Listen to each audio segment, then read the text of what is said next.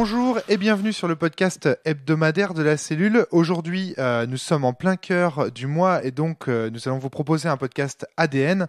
Nous avons la chance d'être avec Olivier Sten. Olivier, ça va ? Oui, bonjour. Avec Cédric Kersao. Cédric, ça va ? Salut. Et puis avec également Pika Toulou à qui on va passer un micro. Pika, ça va ? Salut tout le monde. Et puis on va parler d'une thématique pour cet ADN qui traverse un petit peu une grande partie des jeux de rôle classiques, des jeux de rôle dits à mission.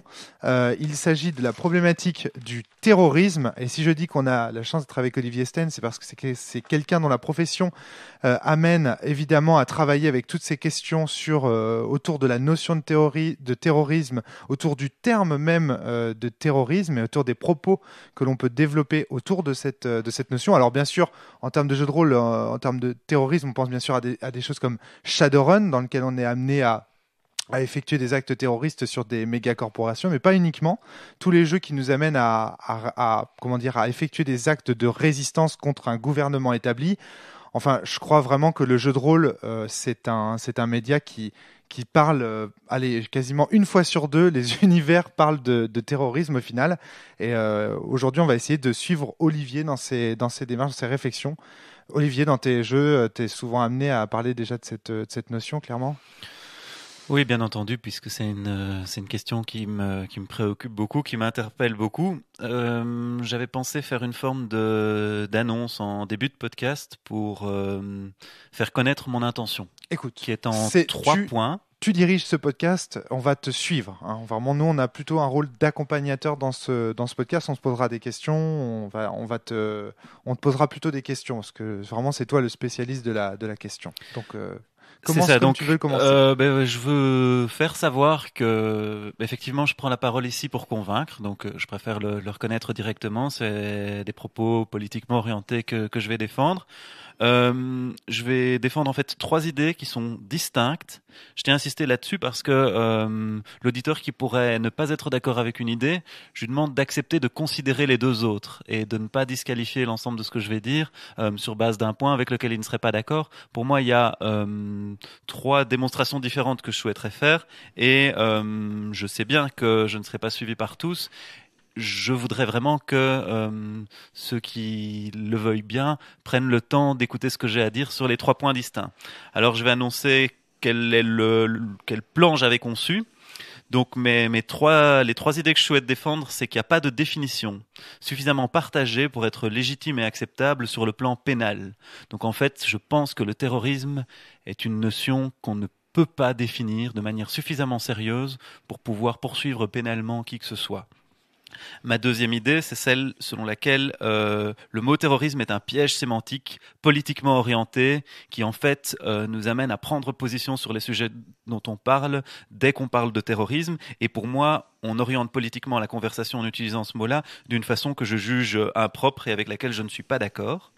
Et ensuite, même si nos auditeurs peuvent ne pas tomber d'accord avec ce que je dirais sur les 2 premiers points, une chose sur laquelle je souhaite insister, c'est qu'actuellement, l'application des législations antiterroristes crée des espaces d'exception non démocratiques qui sont, à mon sens, si on ne devient pas plus vigilant, appelés à se généraliser au point de devenir une véritable menace pour les droits et libertés de chacun dans les États qui se disent démocratiques. Tu vas revenir sur ces 3 points. Hein. On est d'accord. Parce que là, tu vois, sur le dernier, je suis pas sûr d'avoir plan. Bien... D'accord, très bien. Parce que sur le dernier, je suis pas sûr d'avoir très, très, très, très bien saisi ce que tu voulais dire déjà. Alors, du point de vue pénal. Oui, mais enfin, alors, donc juste une petite note d'intention aussi de ma part, parce que je vais diffuser ce podcast.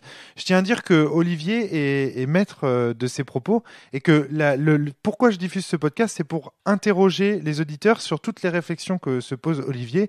Le podcast de la cellule n'a pas à prendre parti, à dire s'il est totalement d'accord ou en opposition avec ce que va dire Olivier maintenant. Comme il l'a dit, c'est politiquement orienté et ça n'implique absolument pas de la part des membres de la cellule ni de la part de moi-même, hein, le présentateur du podcast et le entre guillemets propriétaire du podcast du point de vue juridique en tout cas, que je soutienne ces idées. J'invite Olivier à parler parce que je pense qu'il soulève des questions qui nous interrogent tous et qui peuvent à tous, auditeurs, même membres de la cellule, nous amener à nous interroger que l'on soit d'accord ou pas avec Olivier, on a le droit de lui donner la parole. Hein, c'est ce que disait Voltaire. Tu te souviens de la phrase? C'est vrai que c'est quoi déjà? C'est je ferai tout ce qui est. Je ne suis pas d'accord avec ce que vous dites. Oui, non, mais alors attention, ce n'est absolument pas une phrase de Voltaire. Ah, je croyais. Alors en fait, tout le monde a dit que c'était une phrase de Voltaire, mais ce n'est absolument pas une phrase de Voltaire. C'est pas le débat, mais. Ah, d'accord, ok. Éviter le truc. Mais en tout cas, voilà, je ne suis pas d'accord avec ce que vous dites, mais je ferai tout ce qui est en mon pouvoir pour que vous puissiez le dire. Et moi, ce qui m'importe avec le podcast de la CEU, c'est de donner la parole à des opinions, dans ADN en tout cas, à donner des opinions, la parole à des opinions qui ne sont pas forcément la norme, parfois même marginales. Et franchement, quand j'entends Olivier me parler du terrorisme, quand je l'ai entendu en préparation de ce podcast m'en parler, j'avais jamais entendu quelqu'un en parler comme ça. Et donc je me suis dit, tiens, c'est une curiosité et on va lui donner l'occasion de l'exprimer. Voilà, c'est juste pour la note d'intention par rapport à la position de la cellule, par rapport à tout ce que tu vas dire. Nous te donnons la parole, mais ça ne veut pas dire forcément que tous les membres de la cellule, et surtout pas moi, sont d'accord avec toi. Donc, c'est bien noté. Voilà. Donc, d'abord, petite note, vous jouez régulièrement, à mon sens, des terroristes. Vous autres joueurs de jeux de rôle, dans de nombreux jeux, vous êtes en train de jouer des terroristes. Je pense qu'on pourrait même dire, on pourrait même presque faire un podcast sur le terrorisme dans le sens. Vous jouez des rebelles. Comment est-ce que vous croyez qu'on vous appelle en face? Eh bien, on vous appelle terroriste. À Star Wars, vous jouez la rébellion. Mais est-ce que vous croyez que l'Empire les appelle la rébellion? Non, il les appelle les terroristes. Donc, c'est là le fondement de la réflexion que je vais vous proposer. C'est le terrorisme, c'est toujours l'autre. Vous avez vu beaucoup de groupes qui se qualifient eux-mêmes de terrorisme. Il n'en existe pas, les gens ne se revendiquent pas comme terroristes. Il y a des bonnes raisons à ça, on pourrait entrer dans le détail, mais c'est que le mot terroriste est très connoté et que je pense qu'on doit déjà se préoccuper d'un terme que personne ne veut s'approprier et qui constitue finalement une étiquette qu'on essaye de mettre à l'autre. Alors quelque chose que je risque d'oublier si je n'en parle pas tout de suite, c'est le film La bataille d'Alger.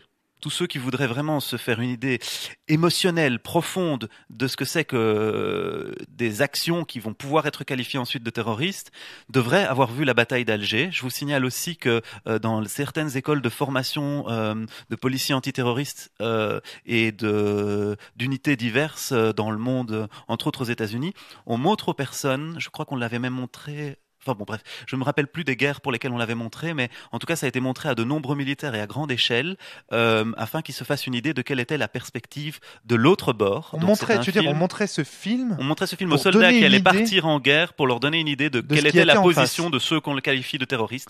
C'est un film qui a été fait juste après la guerre d'Algérie et qui a été fait par les gens qui eux-mêmes avaient posé des actions parfois extrêmement violentes et qui voulaient être honnêtes par rapport à leurs propos. Et vous verrez que dans ce film, il ne se cache pas de l'horreur de ce qui se passe.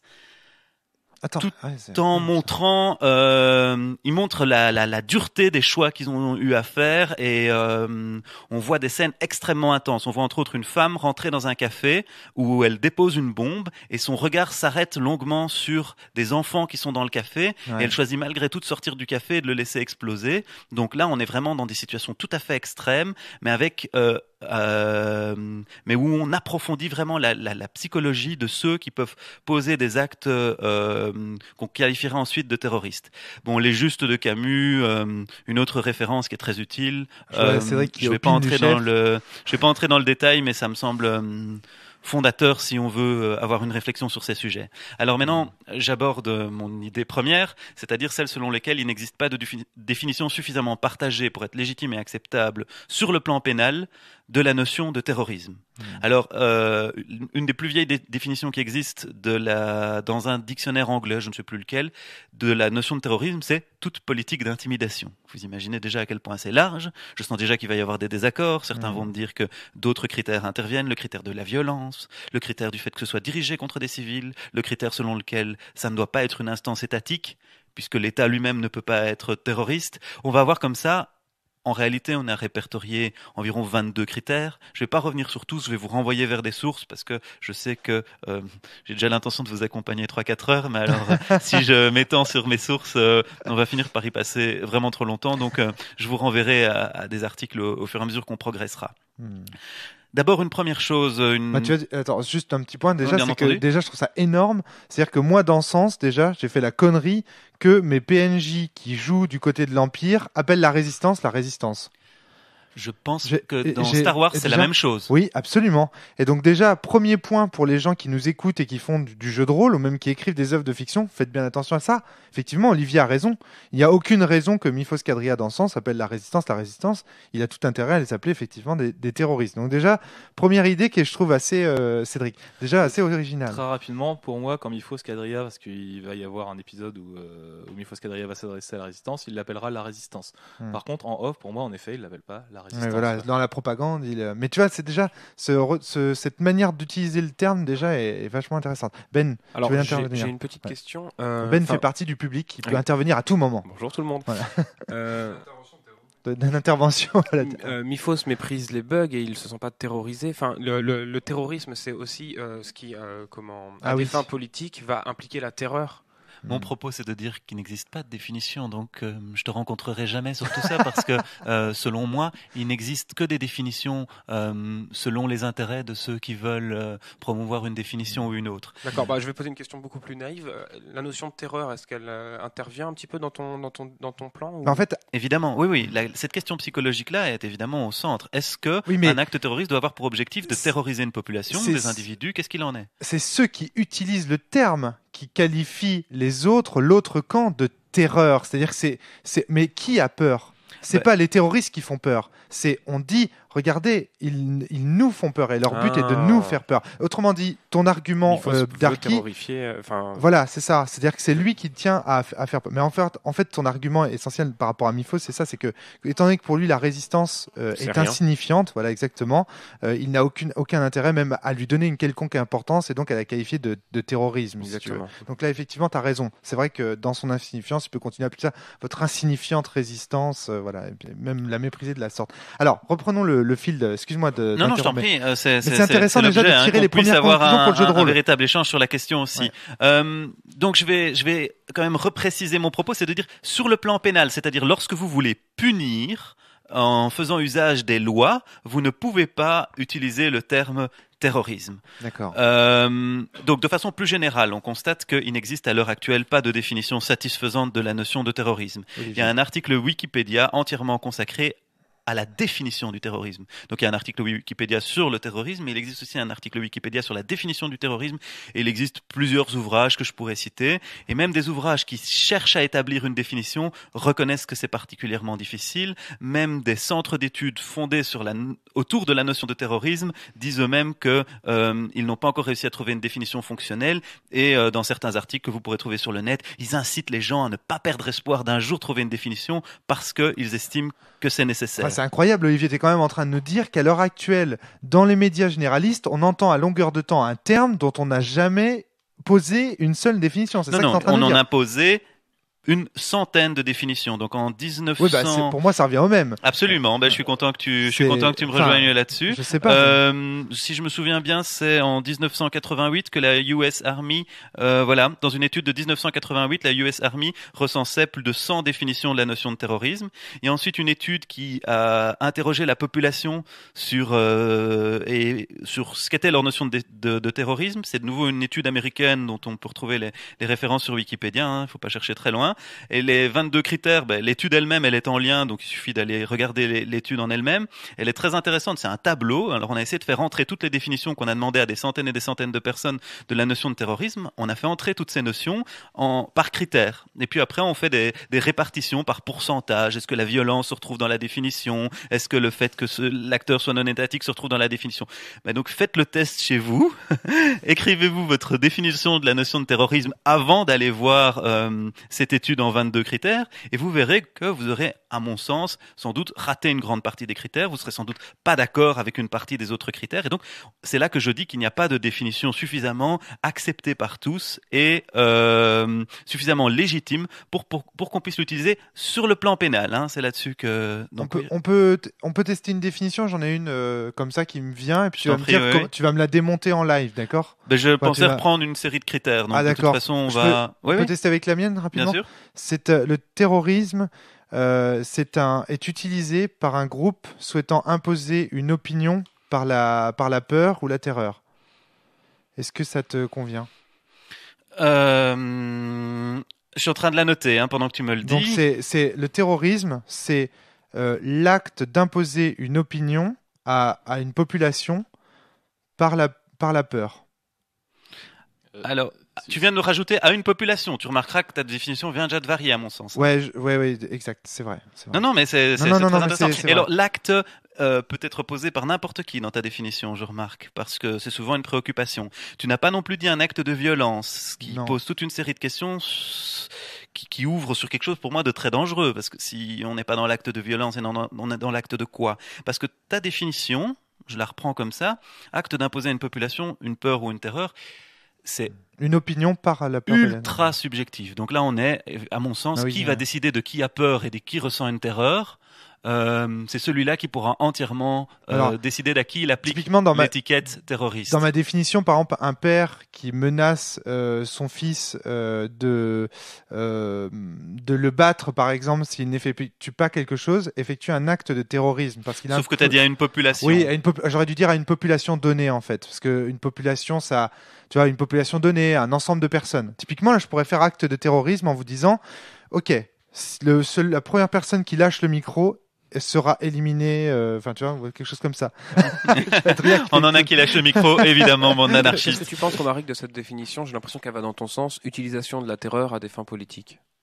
On parle pas de cible, on parle pas de... Mais je me propose d'entrer dans le détail des définitions, mais avant, je voulais encore provoquer en précisant quelques petites choses. Vas-y, d'accord. Si je voulais juste me permettre, si j'utilise vos définitions, moi, la réponse à vos questions, c'est par exemple les médias.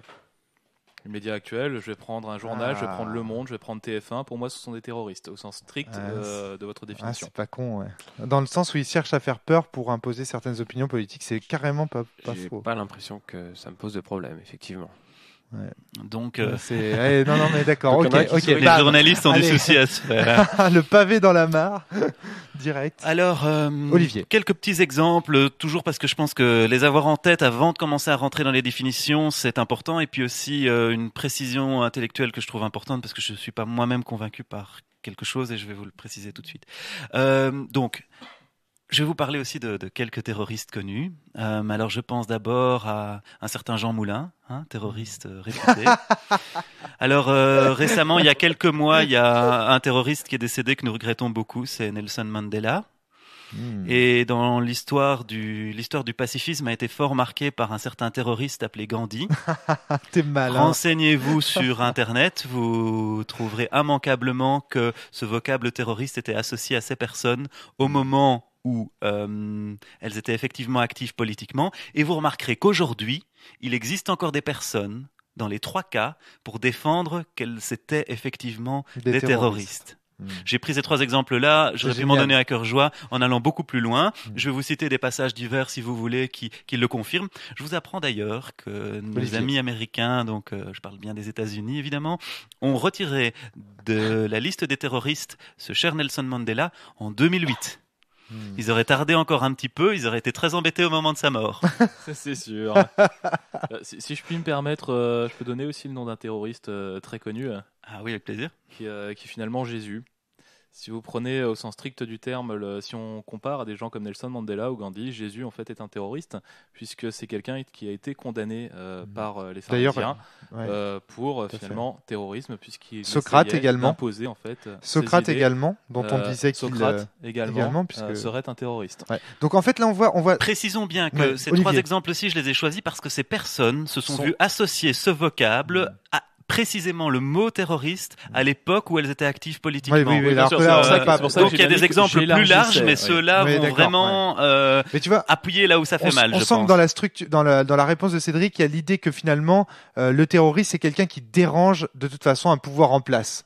C'est celui qui utilise son carreau contre le trèfle d'un adversaire pour ceux qui jouent au Val. Autopromo donc.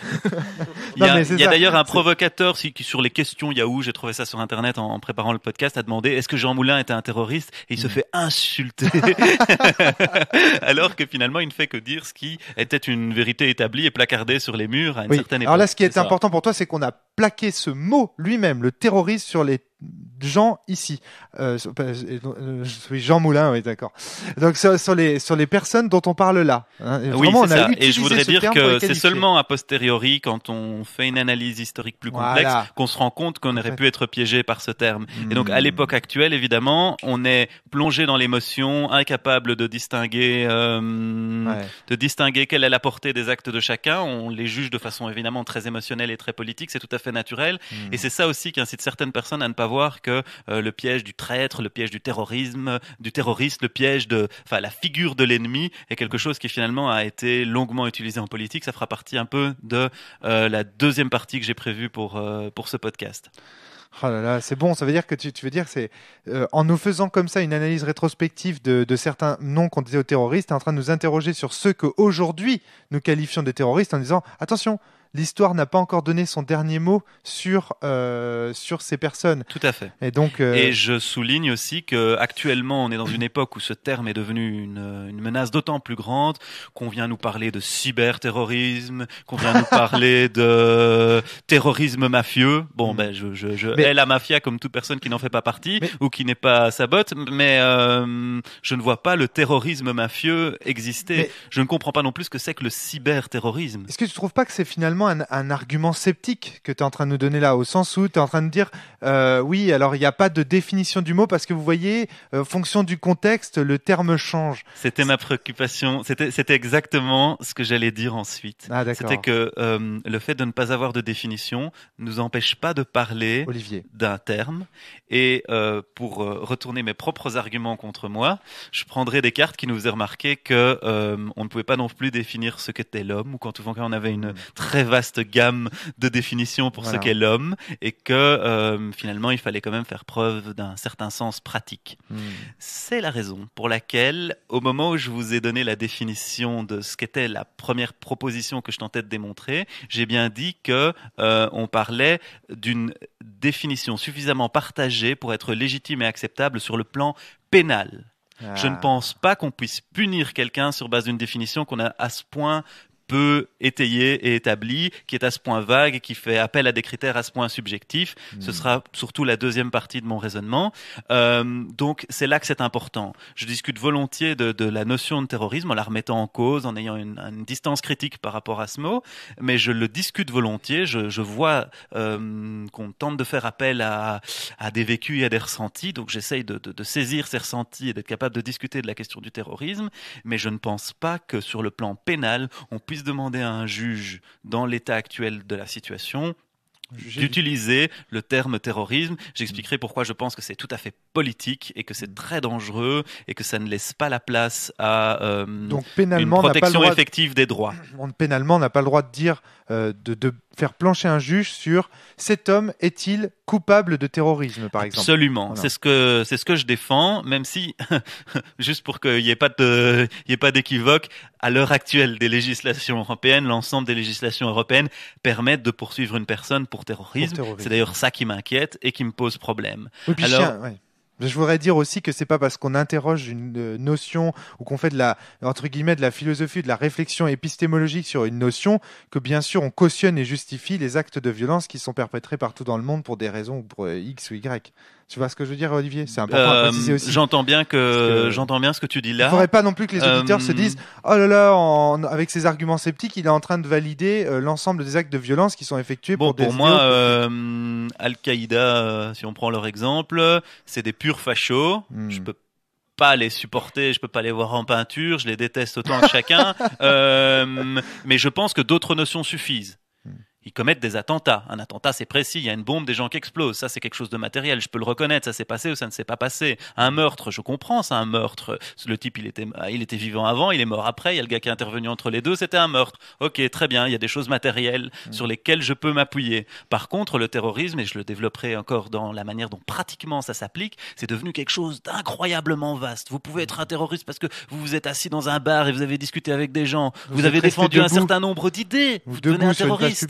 publique. Ouais. Rester debout sur une place publique. Vous pouvez devenir un terroriste. Enfin bref, je veux pas entrer là-dedans parce que c'est disons la suite de mon plan, quoi. Voilà, c'est juste pour dire que s'il y a des gens qui se sentiraient un petit peu blessés du fait que voilà, on soit en train de remettre en question ça ne veut pas dire pour autant que voilà, je leur demande une lecture charitable de ce que j'explique. Je leur demande de prendre en compte mon propos dans son ensemble. Quand j'aurai fini de développer ce que j'explique, ils comprendront sans doute que mon intérêt premier, c'est de préserver les droits et libertés fondamentales à l'encontre d'une définition que je trouve dangereuse. Je tiens à souligner d'ailleurs que on trouve du terrorisme de tous les bords politiques et je serais prêt à dire que je refuse cette définition de quelle que soit la situation dont on parle.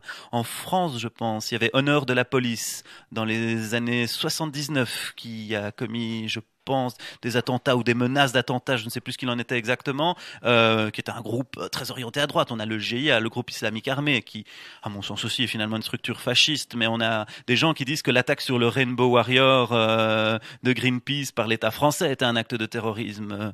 Beaucoup diraient, et là je comprends bien, c'est ce qui les pousse à le dire, que les Contras au Nicaragua étaient des agents terroristes payés par les USA, puisqu'ils venaient pour créer de la terreur contre une population, et donc communément on admettra que ces gens sont des terroristes. Si je rejette le terme, c'est parfois aussi à mon corps défendant, je vais dire, tout en me rendant compte que j'ai tout à fait envie qu'on dise du mal de ces Contras. J'ai tout à fait envie qu'on souligne la gravité de l'acte posé par l'État français quand il s'attaque au Rainbow Warrior. Donc j'ai envie qu'on souligne la gravité de ce qui s'est passé dans ces situations diverses. Oui. Mais je ne veux pas utiliser un terme que je juge impropre, et donc je ne le ferai pas, même dans les situations où ça servirait mon propos politique. Et surtout, ce que je trouve très très parlant dans ce que tu viens de dire, c'est ton intention globale qui est quand même de garantir une certaine forme de liberté, de prendre du recul sur ce terme pour essayer de voir quand est-ce que ce terme sert à nous manipuler et à nous empêcher de penser justement. Donc je parie sur votre intelligence, voilà. Vous prendrez dans mes propos ce avec quoi vous serez d'accord, vous rejeterez le reste. Il y a aussi des commentaires qu'on peut faire sur le blog de la cellule, je serai attentif spécifiquement à ce sujet-ci et j'hésiterai pas à vous répondre. Je suis prêt à avoir un débat, j'ai pas non plus peur du conflit si on n'est pas d'accord, et je pense que du moment que ça reste respectueux, on pourra avoir un échange intéressant. Et courtois. Oui, effectivement. Alors, dans les critères, un critère qui a de l'importance pour moi, c'est le critère de l'agent non étatique. Dans les définitions les plus communément admises, ce n'est pas un État qui peut agir de manière terroriste. Dans celle que tu me donnais, Rome, il y avait effectivement l'État qui pouvait le faire. Mais dans celle qu'on utilise le plus souvent, c'est justement pour contraindre un État, mais ce n'est pas le fait d'un autre État, donc c'est bien d'un groupe plus minoritaire. Alors, il y a une évolution à ce critère-là. L'origine du terrorisme, c'est la terreur en France. C'est un mode de gouvernement, le terrorisme, à la base. Donc on parle bien d'un régime politique dans un premier temps. Et ce qui est marrant, c'est qu'on va tordre le terme jusqu'à ce que ce ne soit tout sauf un régime politique. C'est-à-dire que c'est toutes des façons d'agir politiquement, c'est devenu de plus en plus large malheureusement, mais sauf la façon d'agir de l'État. Donc remarquez quand même le travail incroyable qui a été fait pour transformer un critère qui était d'abord le critère de ce que faisait l'État, qui était d'abord quelque chose qu'on associait à la manière dont la gouvernance était exercée, pour finalement être la manière dont on réagit ou dont on lutte contre la gouvernance de façon légitime ou non. Alors Olivier, juste un mot, c'est que de temps en temps, certains podcasteurs lèveront la main. Comme c'est toi qui lead un petit peu le podcast, c'est toi qui donne la parole, d'accord ? Quand tu estimes... Quand ça reste dans le cadre Rousset, je pense que dès le moment où on lève la main, je ne demande pas mieux que vous voir intervenir. Cédric. Alors c'est juste une précision et c'est pour abonder dans le sens d'Olivier. Donc c'est vrai que moi la Révolution, tout ça un peu, j'aime beaucoup cette période, et on remarque très très souvent, même quand on l'enseigne en histoire, que la terreur n'est pas enseignée comme un régime politique, mais bien à travers des personnalités en fait. Ce sont la terreur est très Robespierre, souvent personnifiée. C'est Robespierre, c'est Saint-Just. Regardez, ce sont ces salauds qui ont fait ça, et derrière il n'y a pas la légitimation d'un État. Ça c'est bien vrai. Ouais, clairement. Alors, si certains de nos auditeurs se disent finalement que le critère de l'agent non étatique n'est pas un critère valable, Olivier. C'est ce que je pense aussi, puisque je ne trouve pas de critère valable, mais le critère de l'agent non étatique, si on l'écarte, et qu'on se réfère essentiellement au fait qu'on s'attaque à des populations civiles par la violence pour leur inspirer la terreur, alors je dois vous dire que le plus grand attentat terroriste qui ait jamais été commis, c'est Hiroshima et Nagasaki. On s'attaque à des civils pour obtenir quelque chose d'un gouvernement et lui forcer la main par la terreur qu'on impose. Ah oui, ça c'est clair. Donc, je pense que ça doit amener une longue réflexion sur ce critère de l'agent non étatique, parce que soit... Attends, c'est quand même un État qui prend la décision d'attaquer un autre État. Voilà, c'est là que je parle de critère de l'agent non étatique. Si on dit que le terrorisme peut être le fait d'État, alors vous comprenez bien que le terrorisme tel qu'on l'utilise communément aujourd'hui ne correspond pas à votre définition. D'accord. Pardon, j'ai perdu le fil, mais en gros, dans une des hypothèses, vous avez une définition qui ne correspond pas à celle qu'on utilise aujourd'hui, c'est-à-dire vous dites non, ça peut être tout le monde. Soit vous utilisez le critère de l'agent non étatique, alors que ce critère, à mon avis, ne se justifie pas. Et donc, c'est pour dire que, à mon sens, ce critère de l'agent non étatique est intrinsèque à la façon dont on utilise la notion de terrorisme aujourd'hui. C'est ça qui me permettra, dans une seconde partie, de vous dire que c'est nécessairement politiquement orienté, puisque justement, on va apprécier de manière différenciée la manière dont un État agit et la manière dont des gens résistent à la façon dont cet État se comporte. Si l'État agit avec violence, c'est du pacificisme. Ce n'est pas du terrorisme. La pacification. Par exemple, il y a plein d'autres termes. C'est de la lutte contre le terrorisme, c'est plein d'autres choses. Mais si vous êtes un agent non étatique, en fait, si vous êtes le perdant, si vous avez le malheur que l'histoire soit pas dans votre camp et que la force soit pas de votre côté, là, vous serez plus volontiers qualifié de terroriste. Et alors, donc, toute cette démonstration ici vise à anticiper la critique de ceux qui vont me dire, mais en fait, moi, ma définition du terrorisme inclut aussi les États. Je leur dis, si vous pensez cela, alors très bien, on est d'accord, mais alors vous devez admettre que il y a manifestement eu un problème quelque part, il y a eu quelque part quelque chose qui s'est glissé et qui a fait que les choses se sont mal passées, puisque la définition usuelle aujourd'hui n'admet pas Hiroshima et Nagasaki comme étant des actes de terrorisme. Alors un critère que je dois invariablement adresser, c'est le critère de la violence.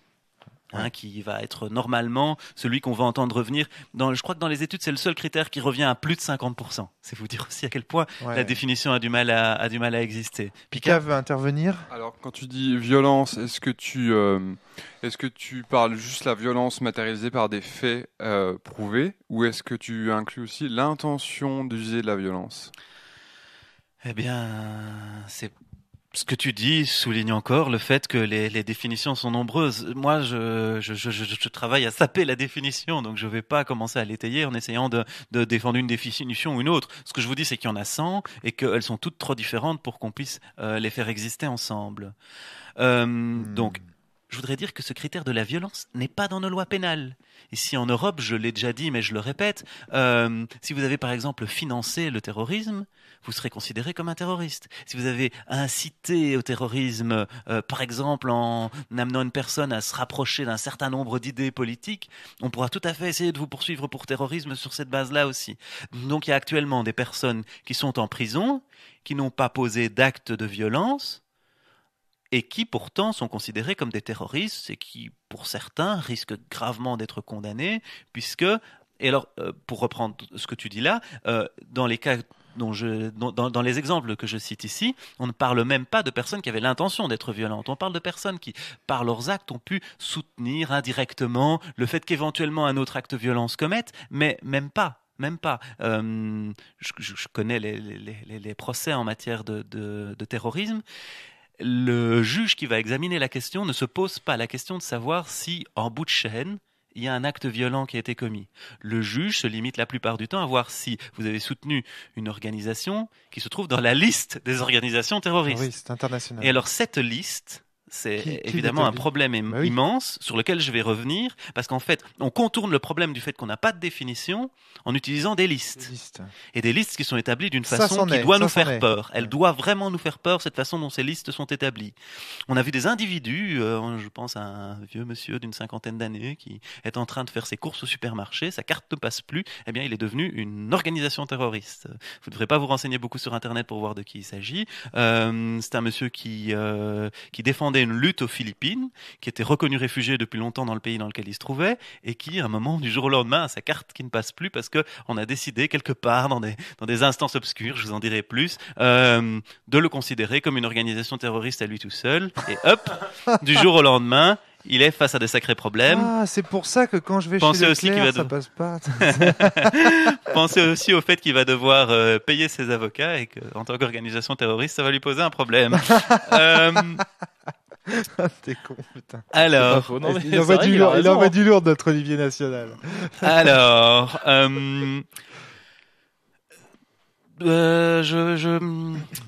je saute des passages, en fait. Je saute des passages. Il y a des choses sur lesquelles je reviendrai peut-être plus tard, mais qui pour le moment ne sont pas très, sur lesquelles je voudrais aussi souligner que vous avez souvent utilisé dans les définitions peur, terreur, et que cette peur et terreur, vous ne dites pas qui apprécie cette peur et cette terreur, et que du coup, on est à mon avis dans un flou artistique qui ne permet pas de faire une loi pénale, je le dis une fois de plus. Tout ça pose un problème parce qu'il existe un critère qui est la prévisibilité de la loi pénale. Il faut normalement, c'est quand même un des critères fondamentaux dans un état de droit, qu'une personne quand elle agisse et qu'elle soit en train de commettre un crime ait conscience de le faire. Or, l'immense majorité des personnes qui vont être poursuivies pour terrorisme ne savent pas qu'on va les considérer comme terrorisme. Je pense à un autre vieux monsieur, il me pardonnera, il a la cinquantaine, donc un monsieur d'un certain âge qui reçoit chez lui donc ils appartiennent à une communauté minoritaire, les Kurdes, et les associations kurdes font de l'alphabétisation, des cours de langue pour apprendre par exemple le français, vont donner des cours de santé aux femmes et ainsi de suite, et sont financés par la communauté kurde elle-même, ne reçoivent pas de subsides, donc reçoivent de l'argent de la part de la communauté kurde. La communauté kurde, c'est une communauté qui est à cheval sur plusieurs États. Non, mais je parle ici en Europe. Donc je parle ici en Europe de réfugiés kurdes qui vont fonder des associations, souvent pour accueillir les Kurdes nouveaux arrivants, leur apprendre la langue, donner des cours de santé aux femmes pour qu'elles apprennent des choses que dans leur montagne profonde on leur a pas toujours fait savoir, pour les aider à défendre leurs droits en tant que femmes. Je vais aller au bout de cet exemple juste avant de passer la parole. Les personnes arrivent et sont reçues souvent dans ces associations. En tout cas, ces associations existent et sont à leur disposition. Elles ne sont pas financées par les pouvoirs publics, mais par les autres Kurdes qui, en fait, il y a des études psychologiques là-dessus qui montrent qu'en fait, ils ont un terrible sentiment de culpabilité d'avoir échappé à des persécutions là-bas, en laissant derrière eux parfois des membres de la famille, et ainsi de suite. Et donc, ils sont incités souvent bien plus qu'un autre être humain qui existe au sein d'une communauté moins forte. Ils sont incités bien plus que d'autres à montrer une forte solidarité avec les membres de leur propre communauté. Du fait des banques qui sont sous pression politique, certaines refusent de permettre à ces associations d'avoir un compte en banque. Donc il existe des sacs poubelles dans lesquels ils mettent tout l'argent et qu'ils utilisent au fur et à mesure. C'est ouf. Le vieux monsieur en question se fait attraper avec un sac poubelle qu'il avait accepté de garder pour quelques jours parce qu'il faut bien le protéger quelque part, et il est au fond de sa cambrousse. On se disait que personne ne viendrait le voler. On l'interpelle avec le sac poubelle en question. Ça devient aussitôt un terroriste parce qu'on pense que cet argent risquait peut-être, on ne le sait pas, on n'a pas de preuves, on n'en sait rien, mais on spécule, on fantasme, on fait des affirmations péremptoires sur le fait que comme il est kurde, c'était probablement pour financer le PKK, que le PKK, on va pas discuter si c'est une organisation terroriste ou non, finalement, c'est sur une liste. Alors pourquoi se poser des questions plus loin? Et aussitôt, ce monsieur âgé qui gardait de l'argent pour une assoce va se retrouver du jour au lendemain être un terroriste. Ça, c'est la situation de notre droit actuellement. Ça, c'est la situation de la loi d'exception, des zones d'exception qui existent dans nos pays européens. Je passe la parole, je m'emballe. Cédric. Oui, non, très rapidement, Olivier, je pense que tu pourrais préciser pour nos auditeurs en fait les problèmes que rencontre la communauté kurde et pourquoi en fait. Pourquoi cette persécution? Alors, je les invite à se retourner vers Au fil du Bosphore, un blog qui existe sur lemonde.fr, à l'Observatoire national de la vie politique en Turquie, qui est aussi un blog relativement intéressant, à des podcasts de France Inter, de Rendez-vous avec X qui s'appelle Raidissement en Turquie et qui explique un certain nombre de choses. Il y a des rapports internationaux d'Amnesty International, de Human Rights Watch et ainsi de suite. Dire simplement que la communauté kurde voit son identité niée en Turquie, dire que dans les années 90, 90, pardon. Donc je suis belge, on l'aura peut-être entendu. Donc dans les années 90, l'État turc, afin de chasser toute dissidence, a brûlé plusieurs milliers de villages. Ça représente, je crois, 800 000 personnes, mais en tout cas c'est un chiffre de cette nature-là.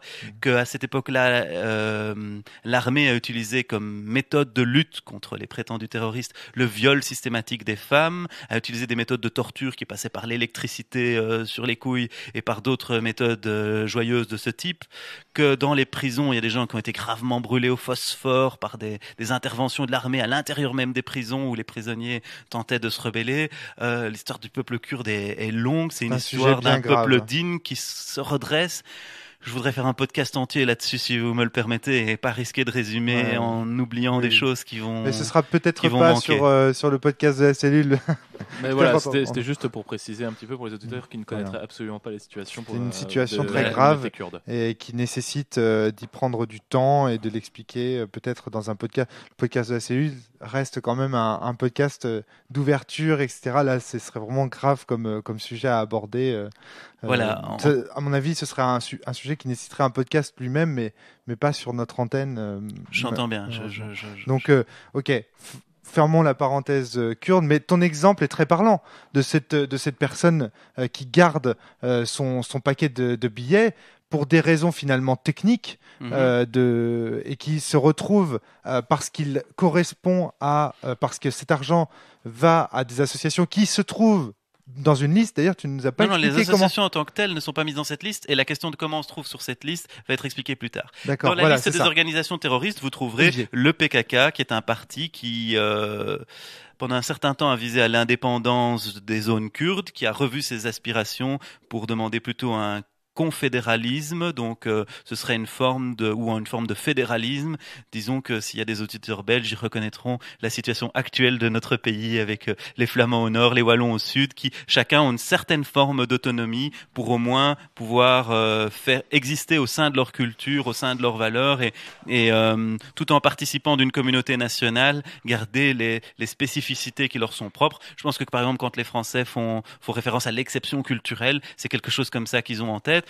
Les idées l'idée du confédéralisme démocratique est une idée qu'il faudrait développer longuement, mais c'est vraiment une idée centrée sur les droits de la femme, le droit à l'écologie, le droit à l'autodétermination, et ce sont des thèses qui rejoignent ce que la gauche traditionnelle a tendance à défendre habituellement, je dirais, de façon assez vague. Et je voudrais souligner aussi que la communauté kurde a fait un bond dans le temps.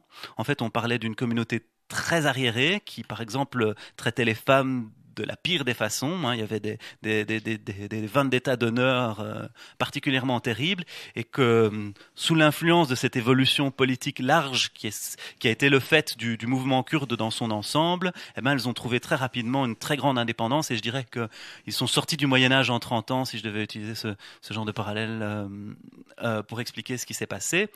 Je voudrais dire aussi que le mouvement kurde est très divers, que le PKK est un parti, mais qu'autour de lui, il y a par exemple le BDP, qui est un parti démocratique tout à fait autorisé en Turquie, et malgré tout, avec une espèce d'assimilation gigantesque, on va assimiler toute association kurde au PKK, et on va essayer de dresser une espèce de grand organigramme à la n'importe quoi, dans laquelle on va mettre un peu de tout, et du moment que vous êtes kurde, finalement, si vous avez de l'argent, c'est que vous êtes PKK. Donc l'association dont il recevait l'argent n'était pas une association liée au PKK, c'était une association loi de 1901, telle qu'on peut en trouver un petit peu partout sur le territoire, et telle qu'on en trouve acceptée par l'État, mais ils trouvent une grosse somme d'argent, ça les intrigue, et aussitôt le fantasme se déclenche. Parce que les policiers antiterroristes sont comme nous victimes de ces séries télé, de cette propagande qui nous incite à n'avoir qu'une vision unilatérale et pleine d'action à la Jack Bauer de ce qu'est le terrorisme ou de ce qu'est cette notion vide et creuse. Et donc le policier antiterroriste a envie de remplir sa journée, il trouve beaucoup d'argent, on l'a fait enquêter sur cette question, eh bien il va forcément se générer sa propre histoire, et je pense que c'est ça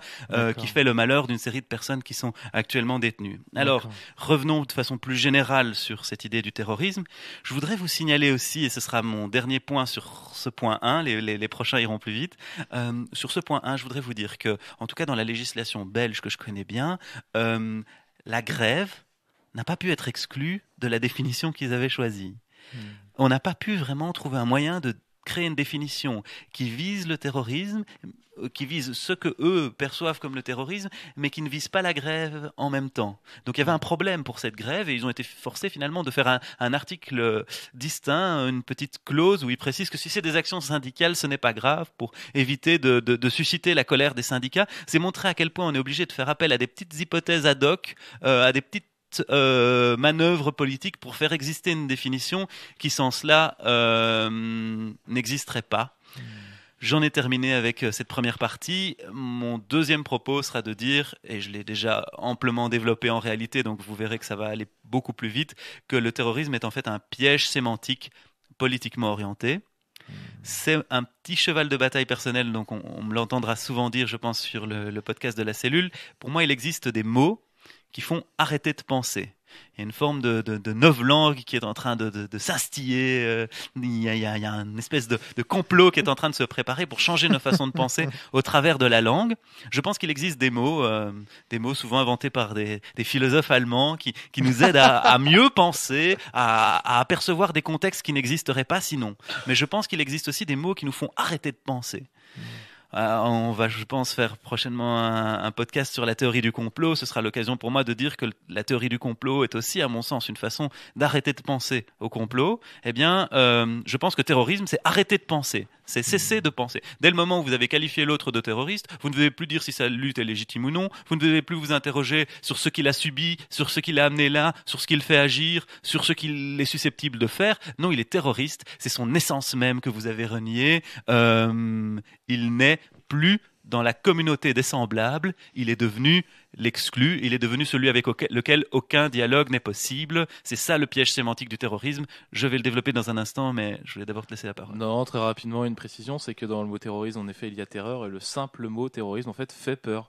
Ce qui fait qu'il paralyse, en fait, toute personne qui entend parler d'un terroriste, ça paralyse complètement la pensée, en fait.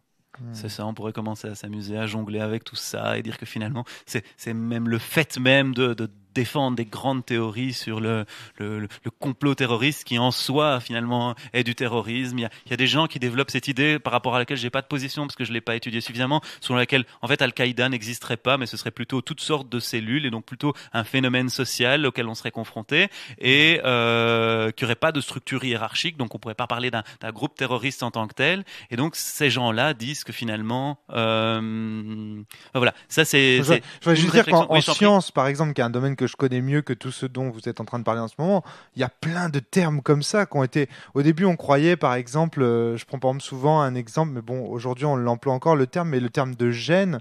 Au départ, les premiers termes de gènes qui ont été employés dans les théories et dans les modèles de biologie moléculaire, en fait, n'étaient pas bons parce qu'ils regroupaient trop d'aspects. Puis on a découvert que finalement, sous le gène, il y avait en fait plein d'autres acceptations. Et alors, le concept de gène a explosé, il est devenu, etc. Et ça, c'est valable pour plein d'autres domaines. Une notion comme le terrorisme qui explose, ça ferait...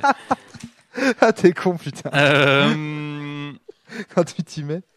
Non, mais oui, mais c'est ça, c'est exactement ça. Je voudrais souligner aussi que historiquement, vous aurez vu que la plupart des débats autour du terrorisme, surtout quand on se demande si on va qualifier un groupe de terroriste ou non, quel est le pendant du terrorisme finalement? C'est le droit à l'autodétermination des peuples. C'est le droit pour les peuples de disposer d'eux-mêmes. Vous allez certainement, quand il y aura un débat autour de la question de savoir si un groupe est terroriste ou non, voir s'opposer d'une part l'idée que ce sont des terroristes, d'autre part l'idée que non, ils sont un peuple et en tant que tel, ils ont le droit de s'autodéterminer. C'est souvent là que le nœud va se faire. Donc vous voyez, on est nécessairement face à une problématique politique qu'on ne peut pas arrêter de penser.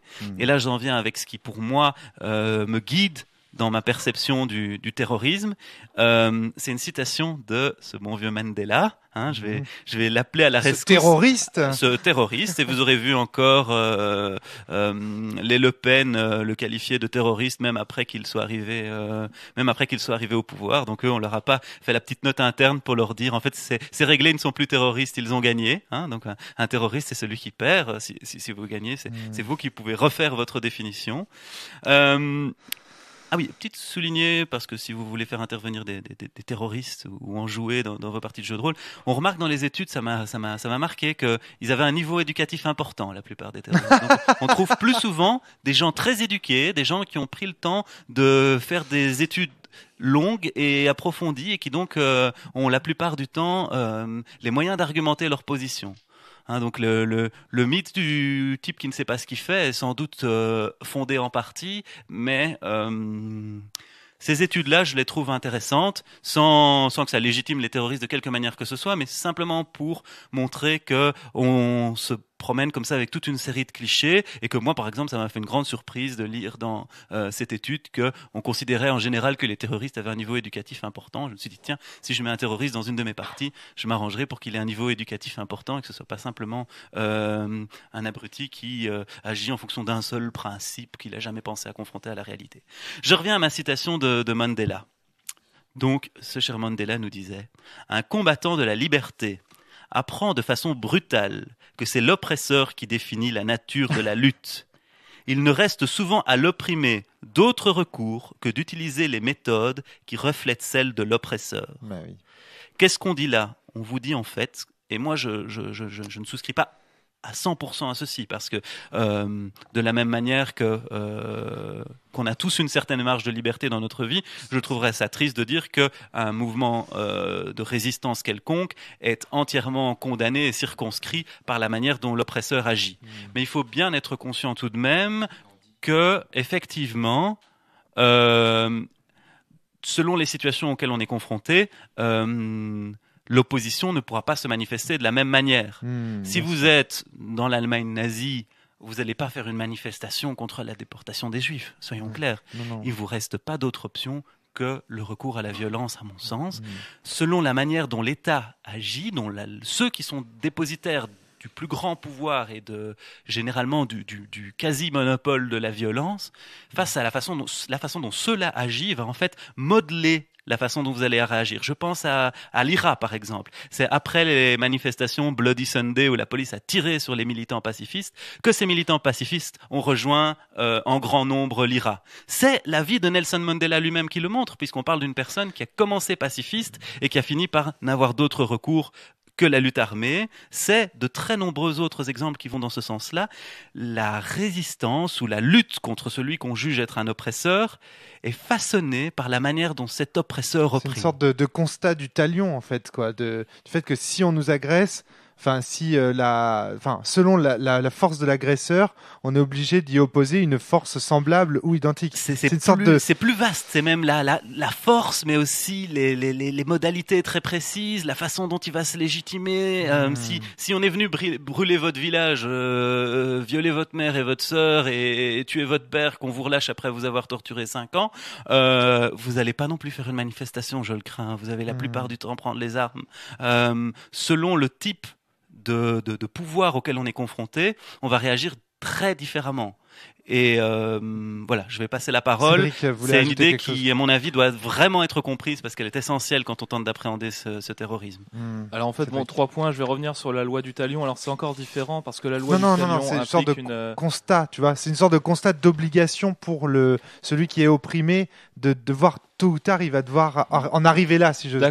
D'accord. C'est ça que je voulais dire. En fait, c'est le terme loi du talion. Oui, la loi du talion en fait implique une vengeance. Non, voilà, c'est ça. Alors que là, il s'agit de l'idéal. T'as raison.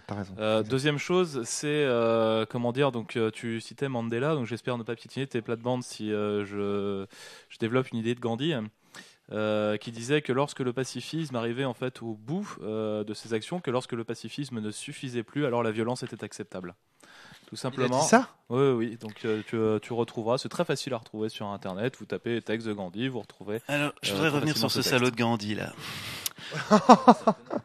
Alors, Hélène Leuillet, dans Aux sources du terrorisme, nous a écrit tout un petit pamphlet contre le terrorisme en vue d'essayer de trouver une définition. Donc, même si elle cherche vraiment une définition fonctionnelle du terrorisme, parce que je pense qu'elle écrit vraiment dans une perspective militante contre les terroristes, elle cherche surtout aussi à revenir aux origines. Et donc, elle a le mérite de se poser des questions dans un bouquin que je trouve plutôt bien fait et argumenté, qui s'appelle donc Aux sources du terrorisme d'Hélène Leuillet. Et elle nous dit que Gandhi, finalement, c'est le précurseur du terrorisme. C'est finalement, en grande partie, ces idées qui vont amener au terrorisme. Elle souligne que Gandhi donnait une définition très large de l'ennemi, qui s'appuyait sur une vérité absolue, qu'il avait un refus de se limiter à ce que normalement on peut accepter de l'action politique. Il allait au-delà de ce qu'on est en droit d'attendre normalement de l'action de l'action politique, de ce qu'on peut normalement espérer que l'action politique puisse accomplir. Il voulait évidemment déstabiliser un État. Et finalement, il parlait d'universalité de la violence, c'est-à-dire qu'il reconnaissait finalement que la violence était présente en chaque chose. Et elle finit par qualifier la position de Gandhi de messianisme nihiliste ou de messianisme sacrificiel. Et donc, elle voit là, en fait, les prémices du terrorisme. Donc, je trouve que cette réflexion balaye beaucoup de choses. Et que, à la fois en voulant faire la preuve du fait que le terrorisme a des origines et donc existe, que le terrorisme serait un arbre solide puisque on lui trouve des racines sociologiques. Ouais. Je trouve que elle se déforce en même temps puisque je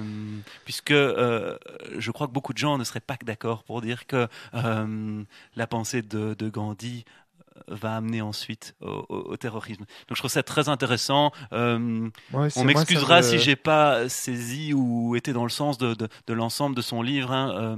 C'est simplement une réflexion en passant. Je prétends pas résumer son point de vue à elle. Tu veux dire, je suis conscient de militer pour un point de vue et je vous invite à vous renseigner ailleurs si vous voulez avoir le point de vue adverse. Je vais pas avoir la prétention d'être objectif et de distribuer honnêtement les points alors que je ne le fais pas. C'est bon ça.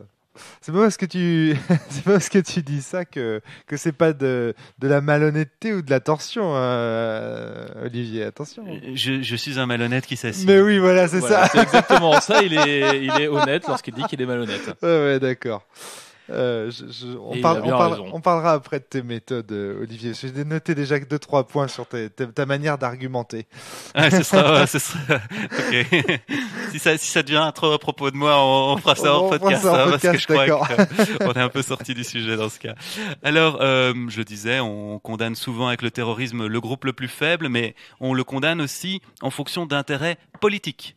Et là, je vous renvoie à un podcast Là-bas si j'y suis sur France Inter aussi de Daniel Mermet sur la situation Kosovo, enfin la guerre de Yougoslavie. Et il y a un passage dans ce podcast qui est très intéressant où on apprend beaucoup de choses sur l'UÇK, donc une structure qui, à mon avis, est très très très néfaste s'il en est, qui pratiquait dès le début du conflit la vente d'organes, donc qui allait très loin. Et renseignez-vous davantage en suivant ce podcast, donc Là-bas si j'y suis, qui est tout à fait passionnant. Mais on y apprend que l'UÇK, donc cette organisation néfaste à propos de laquelle il y avait des rapports très précis, cesse d'être terroriste environ une semaine avant l'attaque de l'OTAN, parce qu'il fallait bien en faire des combattants de la liberté, que le discours de la presse au sujet de l'UÇK change du tout au tout au moment où le conflit va débuter en ex-Yougoslavie, et que donc il y a une transformation de la propagande qui se dévoile de façon très évidente, puisqu'il suffit de prendre le discours que tenait la presse une semaine plus tôt et une semaine après pour voir que les terroristes sont devenus des combattants de la liberté en fonction d'intérêts politiques. Je repasse la parole. On peut rappeler justement donc ces gens qui étaient considérés finalement comme des terroristes, l'UÇK. Est-ce qu'on peut rappeler la personnalité en question qui était impliquée dans le blanchiment, on va dire, de cette organisation ou... Je préfère renvoyer à des podcasts plus politiques sur cette question-là, parce que si je m'emballe et que j'en viens à causer des tas d'autres sujets politiques, on me reprochera d'être sorti des clous. Je comprends. Donc dans ce cas-là, j'appelle les gens à se renseigner justement sur cet état. Je pense que ça peut être très très instructif et éclairer en fait certaines positions politiques très récentes. Voilà, ce podcast n'est pas autosuffisant. Il va falloir faire un effort. Là, c'est une sorte de et se renseigner vers l'extérieur. Vous faites du teasing, les gars. C'est parti. Alors, allez, donc, Olivier, je l'ai déjà dit aussi que je reprends des idées, parce que ça, j'ai été amené finalement à le dire déjà un petit peu plus tôt, qu'il y avait un droit pénal de l'ennemi qui était en train de se construire. Donc, si on me demande une définition, et je serai appelé peut-être à le faire plus tard, une définition de ce que c'est que la politique, je dirais que c'est finalement organiser le vivre ensemble. Mais vous remarquerez qu'avec le terrorisme, on n'organise plus le vivre ensemble. On se demande comment on va exclure de la communauté des semblables. Je pense que ça, c'est très important. Je voudrais aussi montrer qu'il y a petit à petit une dérive. Je voudrais inscrire tout ceci historiquement. Les opinions politiques sont devenues des circonstances aggravantes en droit pénal, alors qu'elles étaient prévues pour être, a priori, quelque chose qui incitait pas à plus de clémence, mais au moins à respecter des procédures plus strictes. Je parle de droit belge parce que c'est celui que je connais, c'est de là que je viens. Le délit politique. en droit belge a existé. Les fondateurs réactionnaires de l'État belge avaient prévu cela parce qu'ils avaient connu ce qu'était une révolution et ils voulaient que le peuple et ceux qui expriment des idées politiques gardent une certaine marge de manœuvre. Donc ils avaient prévu qu'on ne pourrait juger un délit politique que devant un jury. De ce fait-là, on a très peu poursuivi pour des délits politiques et progressivement, les chambres et les tribunaux qui voulaient en fait parvenir à condamner malgré tout des personnes ont été amenés à ne plus utiliser cette notion. Et donc cette notion a commencé à disparaître jusqu'à ce qu'entre dans le jeu la notion de terrorisme qui vient finalement maintenant faire d'une motivation politique à un acte, ça peut même être un acte grave comme le meurtre ou l'attentat, va faire du combat politique une circonstance aggravante puisqu'on risquera des peines plus importantes du fait qu'on a agi pour des motifs politiques. C'est une évolution de fond qui doit aussi profondément nous interpeller. Vous le trouverez aussi en droit des étrangers. Le réfugié était bienvenu à l'époque et celui qui venait pour travailler était rejeté par les plus racistes au sein de la communauté. Dorénavant, on veut une immigration, ou certains veulent une immigration choisie qui permettra de faire venir ceux qui veulent bien travailler, mais celui qui a une lutte exemplaire pour la démocratie, pour les droits fondamentaux dans son pays, celui-là, c'est le réfugié. Et le réfugié, il faut bien dire que son image au cours des 30 dernières années s'est sévèrement dégradée. Cédric, toi qui travailles un peu dans ce domaine. Non, parce que t'es militant quand même dans ce domaine. Oui, bien sûr, mais je voulais juste éclaircir un point, c'est que ce qu'expliquait Olivier au sujet du droit belge était très juste, et c'est à mon sens, en tout cas, les premiers signes d'un basculement de la démocratie à la dictature. Je pense en tout cas que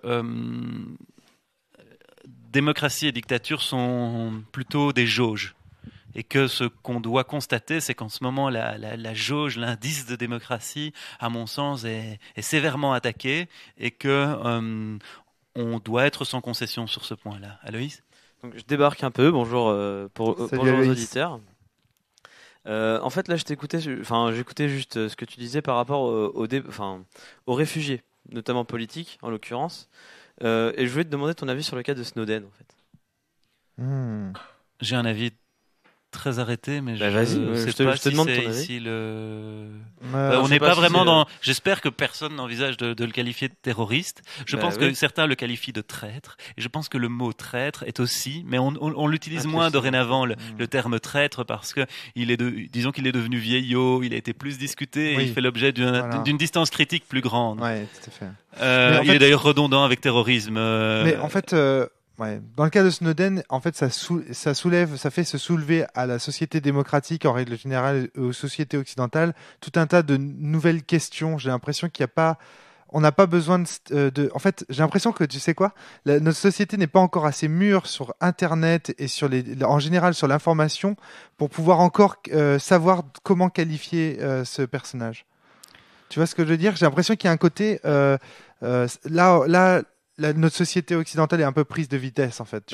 Le droit numérique, c'est un truc qui est en émergence. On est loin encore d'être arrivé au bout des problématiques qui peuvent être soulevées par le droit du numérique. Donc, est-ce que c'est toujours dans le thème Je pense qu'on sort un peu du thème. Je manquerai pas publiquement de manifester mon soutien à un personnage qui prend des risques pareils pour finalement nous alerter tous. Je comprends pas ceux qui ne sont pas dans son camp dès lors qu'il vient de leur apprendre quelque chose qui vise à préserver leur vie privée. Je comprends pas que certains puissent le percevoir négativement. Après, c'est mon opinion personnelle et ça sort vraiment du champ de ce que j'essaie de démontrer le personnage ici. Oui, c'est ça, sans doute. Et je dois vous dire qu'en fait, je sors aussi de mon champ de compétences parce que j'ai lu quelques articles sur Le Monde et c'est tout ce que j'en sais. Donc, je suis pas forcément en position de répondre. Je suis pas sûr que ce soit seulement une question d'informatique. C'est aussi une question de savoir quelle marge de manœuvre on a pour aller à l'encontre de l'État quand on a raison. Et là, effectivement, on rejoint peut-être dans certaines hypothèses certains usages qui est fait de la notion de terrorisme, mais on s'éloigne. Allez, Olivier, on reprend le fil. Alors, je voudrais vous faire savoir qu'on est en train d'instaurer dans les différentes législations du droit européen la notion d'incitation indirecte au terrorisme. J'espère que vous mesurez la gravité de ce que cela implique. Ça veut dire qu'un juge ne devra pas dire « Ah, il a incité à rejoindre Al-Qaïda ou à faire un attentat ». Il devra estimer si dans vos propos, indirectement, quelle a pu être votre intention. C'est-à-dire qu'en fait, il jugera vos activités politiques pour le passé, il jugera votre attitude en général, il jugera votre personne en profondeur avant de se dire celui-là, en fait, en tenant des propos qui, dans la bouche d'un autre, auraient pu être admissibles, ne sont pas admissibles parce que c'est lui qui les a dit. Donc, cette notion d'incitation indirecte au terrorisme est, à mon avis, effectivement, une entrée gravissime de l'arbitraire dans le champ du droit, une entrée terrible de l'arbitraire, et je renvoie évidemment à tout ce qui est législation d'exception, tel qu'a pu le développer Foucault. Voilà, là il faut se tourner vers ça, et effectivement on a raison de se sentir inquiet. Cédric, si je puis me permettre très rapidement de faire une comparaison, je dirais que l'incitation indirecte au terrorisme est une immense machine à saucisses, créatrice d'histoires les plus farfelues les unes que les autres. Tu as très mauvaise machine à saucisses, très dangereuse. Tu as des références en l'occurrence? Parce que c'est difficile de dire ça sans citer 2-3 cas, ou sans renvoyer nos auditeurs à des exemples. Je pense que l'explication d'Olivier était assez claire, c'est-à-dire que l'incitation indirecte, c'est s'asseoir dans un bar, parler avec machin, alors lui machin, il a un lien lui aussi qui est indirect avec un autre machin, puis ainsi de suite, on va former une chaîne qui quelquefois d'où la machine à saucisses. Le maillon, voilà, en fait c'est ça. Le maillon final finalement soit existe et dans ce cas-là est très très éloigné de toi qui allais boire un verre avec quelqu'un, ou alors le maillon, voire même n'existe pas car a été créé de toutes pièces pour justifier ton interpellation. En gros, la mécanique fonctionne puisqu'elle permet d'amener des gens du statut de libre à emprisonnés et condamnés. La narration existe aussi puisqu'on se raconte une belle histoire, mais il n'y a pas forcément de lien entre la technique et la narration. Voilà. J'en rajoute d'autant plus que Cédric, justement, moi je m'intéresse quand même à des problématiques qui sont assez numériques. Attention à ton micro. Pardon. Et que y a selon des théories assez récentes, parce que c'est quand même un secteur, le web 2.0 est assez jeune. C'est comme ça qu'on l'appelle. Hein, je suis désolé de le différencier comme ça. T'as besoin de Développe ton idée, vas-y. Te laisse pas interrompre par les rires d'Adrien. Il fait ça à chaque fois. T'as besoin avec 6 cercles. Tu prends un individu, t'as besoin d'à peu près 6 personnes pour avoir le contact avec toutes les personnes que peut contenir ton pays. C'est une théorie, donc c'est aux États-Unis que ça s'applique dans la théorie. Donc en France, c'est probablement encore pire, mais justement, si on en arrive à ce que dit Cédric, que machin connaît machin, moi je connais machin qui a vu l'ours, en gros, là, potentiellement, on est tous terroristes, en fait. Si à cause de ça, on peut avoir je crois pas que ce soit... T'es presque en train de me voler ma conclusion. On est tous terroristes. Aux yeux d'un État, on peut tous devenir terroristes. Je peux pas dire mieux car c'est ça. On est complètement d'accord sur ce point. Et je voudrais inciter sur le lissage des comportements que cela induit. C'est-à-dire l'autocensure qui peut être produite de ce fait-là. Ici, dans ce podcast, avec des lois sur l'incitation indirecte au terrorisme, quel juge peut décider que tel ou tel parmi ceux qui s'expriment sur ce podcast a telle ou telle idée, avait telle ou telle intention, en fonction de son passé, en fonction de qui il est, en fonction de son vécu. Ce qui pourrait amener, heureusement ici on est de fiers fidèles rebelles qui n'avons pas peur de dire ce que l'on pense, malgré tous les risques et toutes les conséquences, mais on pourrait tout de même imaginer se trouver dans une situation où il y a lissage des comportements, il y a des gens qui finissent par avoir peur, pas forcément d'oser dire quelque chose, mais d'oser le dire d'une certaine façon, d'oser prendre certains exemples, d'oser dire certaines choses, parce que ils se trouvent confrontés à cette présence écrasante de la législation pénale qui s'introduit dans le champ de ce qu'on a le droit de penser, dans le champ de ce qu'on a le droit de dire. Olivier. J'étais en train, avec ce point-là, de terminer mon point 2 et j'avais envie de donner des exemples de ce qu'est une application à l'heure actuelle. Donc, vous avez vu que j'ai déjà sérieusement introduit le sujet, j'en ai déjà parlé beaucoup. Donc, au fur et à mesure que les sujets progressent et maintenant qu'on arrive au dernier, finalement, chaque sujet devient plus petit puisque j'en parle déjà dans les précédents. Alors, je l'ai déjà dit, on crée des listes d'organisations terroristes. Ah oui. Tu nous as toujours pas dit comment c'était généré. Moi, j'attends. Ça se génère au niveau du Conseil de l'Europe, si je ne me trompe pas, mais c'est un certain nombre de ministres qui se réunissent, donc l'exécutif qui se réunit et qui établit une liste. Il reste enfermé quelques temps, puis on a une fumée blanche, voilà. Ceux-là, il faudra plus leur parler. Attention, c'est contagieux. Si vous les approchez, vous pourriez le devenir vous aussi. Vous avez le droit de contester le terrorisme en général, mais la notion de terrorisme en général, mais si vous tenter de vous en approcher, de dire qu'ils sont légitimes d'une façon ou d'une autre. Attention, vous pourriez être contaminé, vous deviendrez terroriste à votre tour. Tout le monde prend peur, les syndicats hésitent, ils ne savent pas s'ils doivent prendre la parole. Tout le monde se tait, la liste existe et finalement, on se trouve avec une liste à laquelle le juge peut se référer. Ça lui évitera d'avoir à réfléchir et à se poser la question de savoir quelle est la légitimité de ce groupe. Est-ce qu'il en a une ou non? Est-ce que ce groupe s'est montré violent ou pas? Est-ce qu'indirectement, il aurait été violent? Est-ce qu'une dissidence de ce groupe serait la seule violente? Est-ce qu'au sein de ce groupe, il y aurait des pacifistes? Tout ça, ouh là là, heureusement, il n'aura pas à se poser la question. On va le protéger de ces questions-là. La plupart du temps, il n'y aura pas de débat. Donc il y a eu récemment l'entrée du Hezbollah dans la liste des organisations terroristes. Alors ça, c'était gros, ça a fait réagir des assos. Du coup, il y a eu un petit peu de débat. Mais pour avoir travaillé sur ces questions de très près et pour l'avoir vécu de très près, je reprends le cas de ce vieux monsieur qui s'était... Enfin, vieux, je balance du vieux à tire-larigot et il y a des gens qui vont m'en vouloir. Le bel âge. Le monsieur qui s'était fait bloquer le monsieur qui s'était fait bloquer son compte quand il était au supermarché. Ce monsieur-là a pu faire annuler sa présence en tant qu'organisation terroriste sur cette liste par la Cour de justice de l'Union européenne. Tout de suite après, les mêmes se sont réunis et se sont dit pourquoi ne pas le remettre sur la liste. À ce stade-là, les Pays-Bas sont intervenus et ils ont décidé d'argumenter leur point de vue pour expliquer pourquoi ils envisageaient de mettre ce monsieur-là sur la liste des organisations terroristes. Et ils ont dit, ce monsieur, devant notre Conseil d'État, a introduit une procédure et il a perdu. Et par là, ils agissaient de façon mensongère, ou alors c'était de bonne foi, ils se sont trompés, mais j'ai du mal à l'imaginer à ce niveau-là, en disant que le Conseil d'État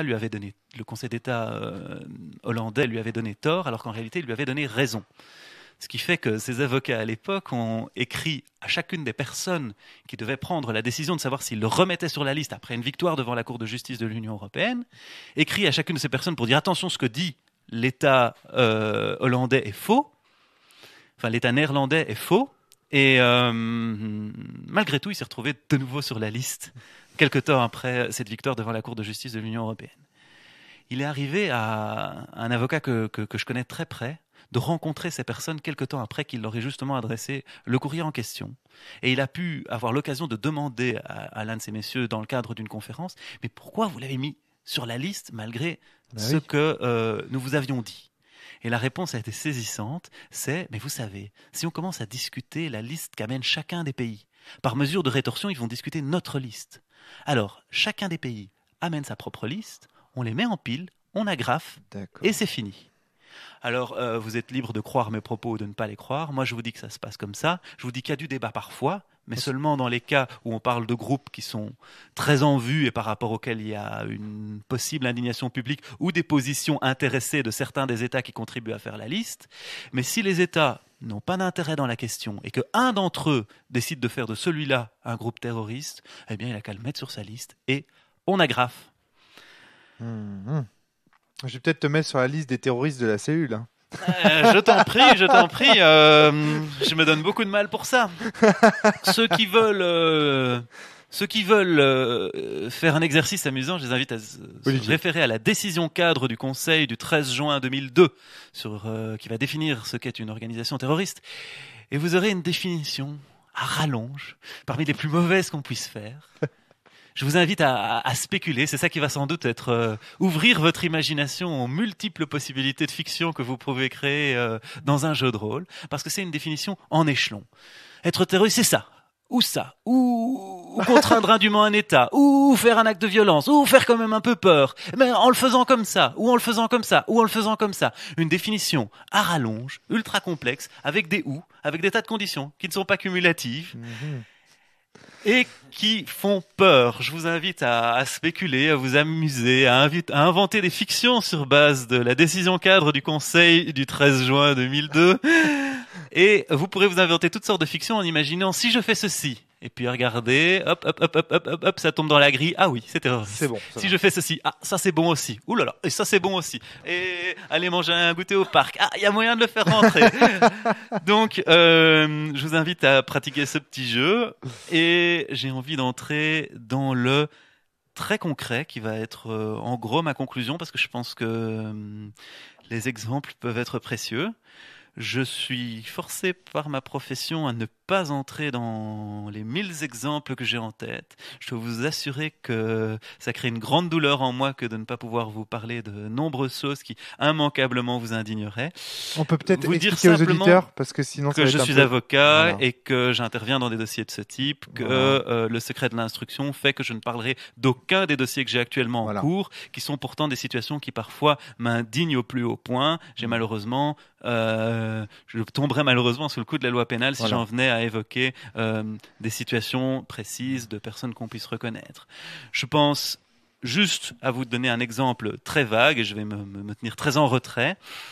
Un membre d'une association de foot qui est connotée politiquement, qui en plus drague une fille, et cette fille a l'intention de rejoindre un groupe armé. Elle lui dit ça au téléphone, et il est en détention préventive depuis fort longtemps. Donc, vous faites du foot dans un club qui est connoté politiquement et ethniquement, on va dire. Vous parlez au téléphone à une fille en vous disant ouais, tu vas aller rejoindre une guérilla, oui, en espérant peut-être juste la séduire.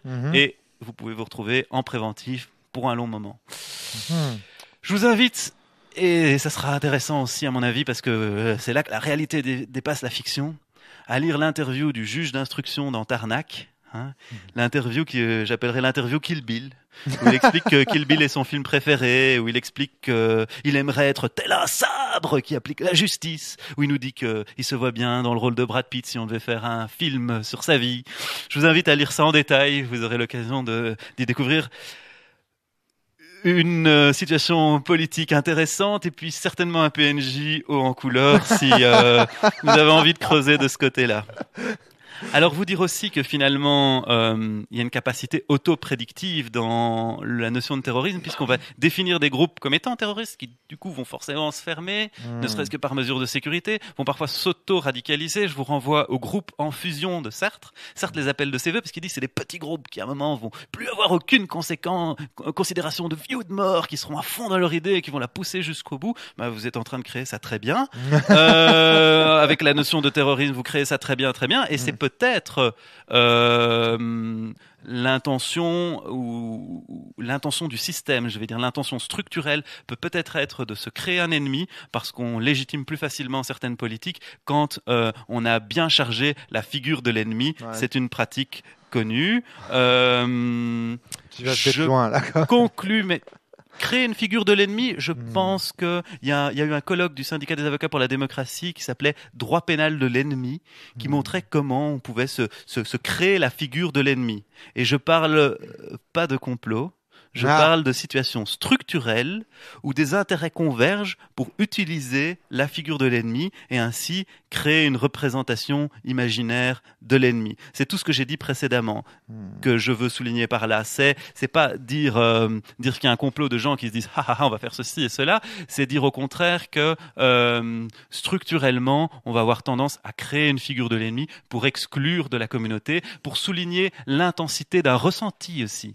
Puisque le mot terrorisme fait plus vibrer qu'il ne fait penser, on va utiliser la figure de l'ennemi pour faire vibrer. On va utiliser le mot terrorisme parce qu'on sait qu'on va avoir de l'attention. C'est d'ailleurs pour ça qu'on fait un podcast là-dessus. On se dit que ça va attirer plein d'auditeurs qui vont se dire quoi, terrorisme, mais qu'est-ce qu'ils vont trouver à dire là-dessus ces gens-là.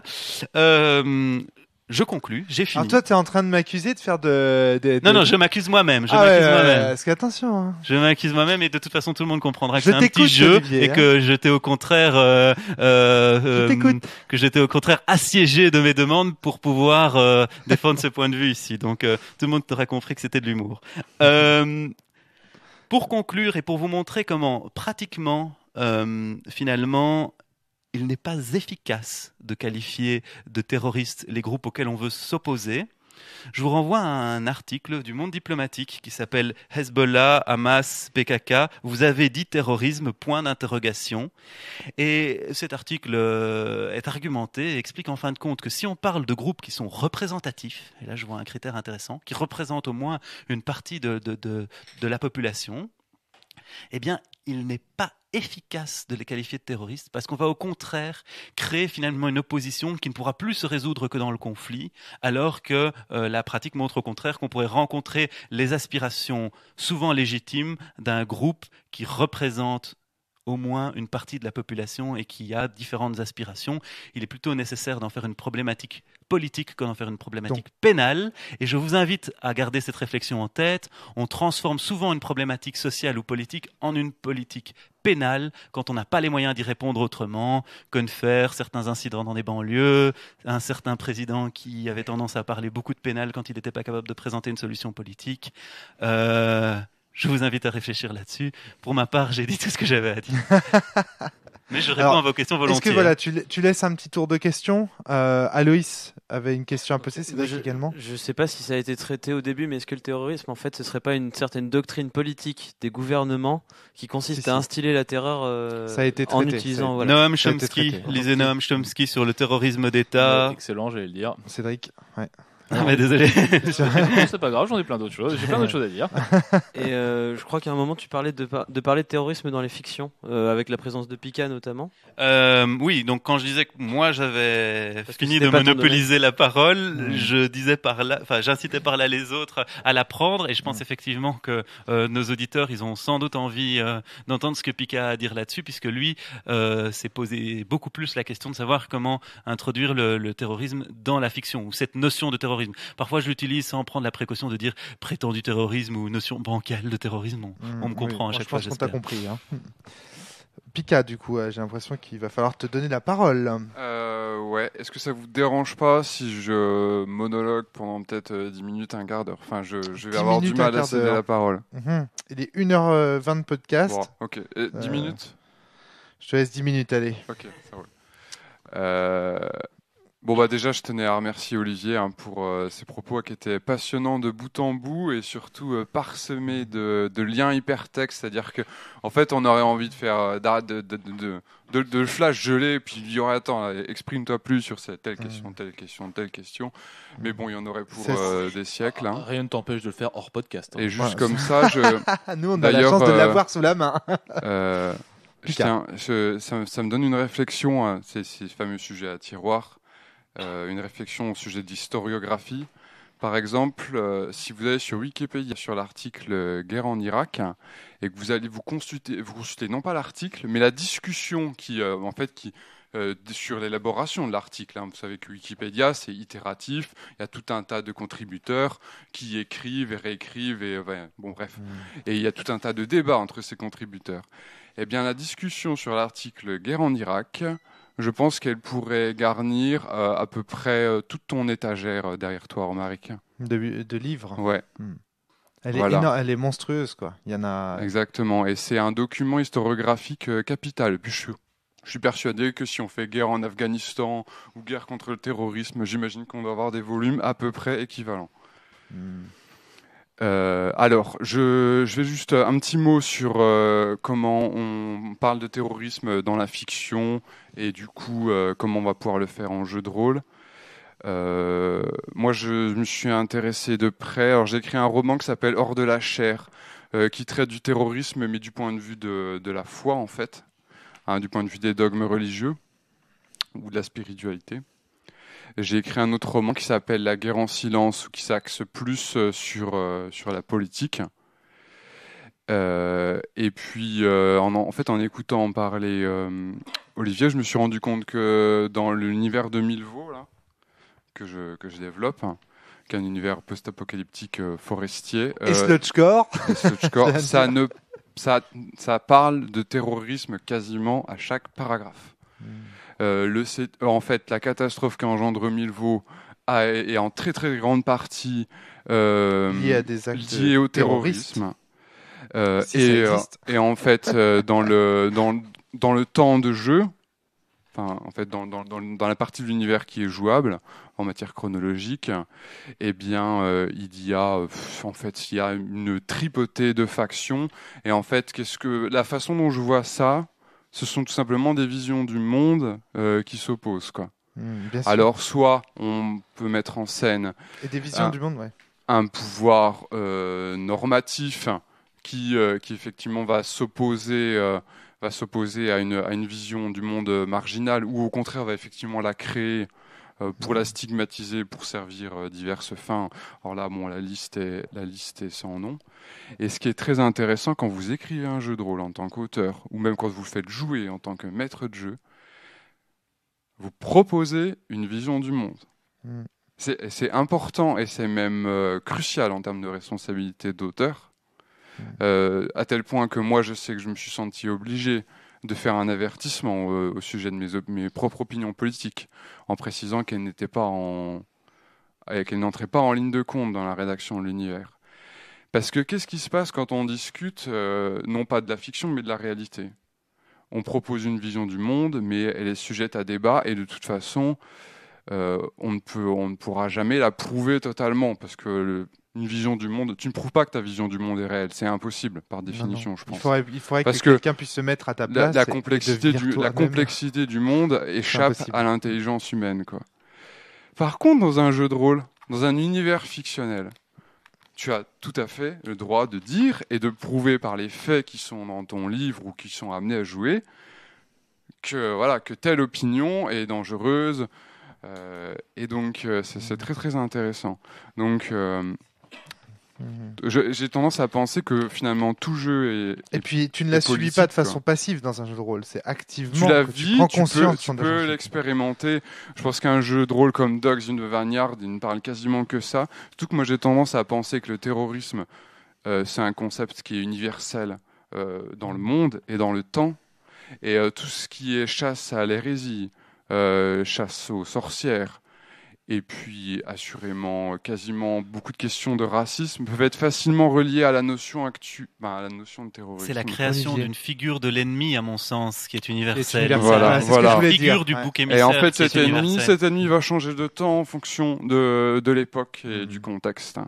La figure d'un ennemi qui a des valeurs qui sont telles qu'il ne cadre tellement plus avec les tiennes que tu ne peux en arriver qu'à l'opposition frontale ou violente, comme disait Mandela, brutale, disait-il, pour résoudre les conflits entre elle et toi. C'est l'inverse, hein. C'est surtout celui qui va imposer le terme terrorisme qui va mettre fin au dialogue possible. C'est celui qui va dire l'autre est un terroriste, qui va dire je ne veux plus discuter avec lui. Donc, il me semblait l'avoir dit dans ce sens-là, mais je me suis peut-être trompé. Non, c'est clairement oui. Mandela, ce qu'il dit, c'est on est fasciné. On est façonné et on est mis dans une situation où on n'a pas de marge de manœuvre, et donc on est effectivement parfois appelé à... la résistance va se former, ou la forme de résistance à l'oppression va va prendre la forme va être façonnée par la façon dont elle sera opprimée. Dont elle est opprimée, ouais, c'est ça. Je crois que Cédric voulait dire quelque chose. Tu voulais ajouter quelque chose ? Oui, est-ce que tu as fini ton intervention ou non ? J'avais, je pense, une petite chose à rajouter. Non, pas de souci, vas-y. Oui, Thomas. Je me suis posé la question principalement en rédigeant mes romans, mais je pense que la question se pose différemment dans Milvaux. Ce qui me paraît intéressant en fiction, je sais qu'en tant qu'auteur, j'ai les moyens... j'ai les moyens de trancher, c'est-à-dire en tant qu'auteur de fournir avec les faits, de fournir le jugement dans le même sac. Je pense que c'est pas intéressant. Tu veux dire que tu as le pouvoir de faire des faits, des arguments pour tel. Voilà. Supposons, par exemple, je mets en place des méchants qui posent des bombes, qui tuent tout le monde, et que vraiment il n'y a absolument aucune justification. Ces méchants, je peux les déshumaniser complètement, c'est-à-dire en rendant leur motivation complètement opaque et inhumaine. C'est également vrai en fonction du choix des héros, en fonction de ce que tu fais en sorte que tes joueurs incarnent dans ta fiction. Enfin, tu prends des décisions politiques et tu donnes au monde un caractère politique à travers ce qui est intéressant aussi, le roman ou le jeu de rôle. Donc ne pas offrir le jugement tout cuit. Moi, par exemple, dans la guerre en silence, on suit en fait une personne qui est tour à tour accusée de terrorisme et aussi commet des actes qui pourraient être identifiés comme du terrorisme.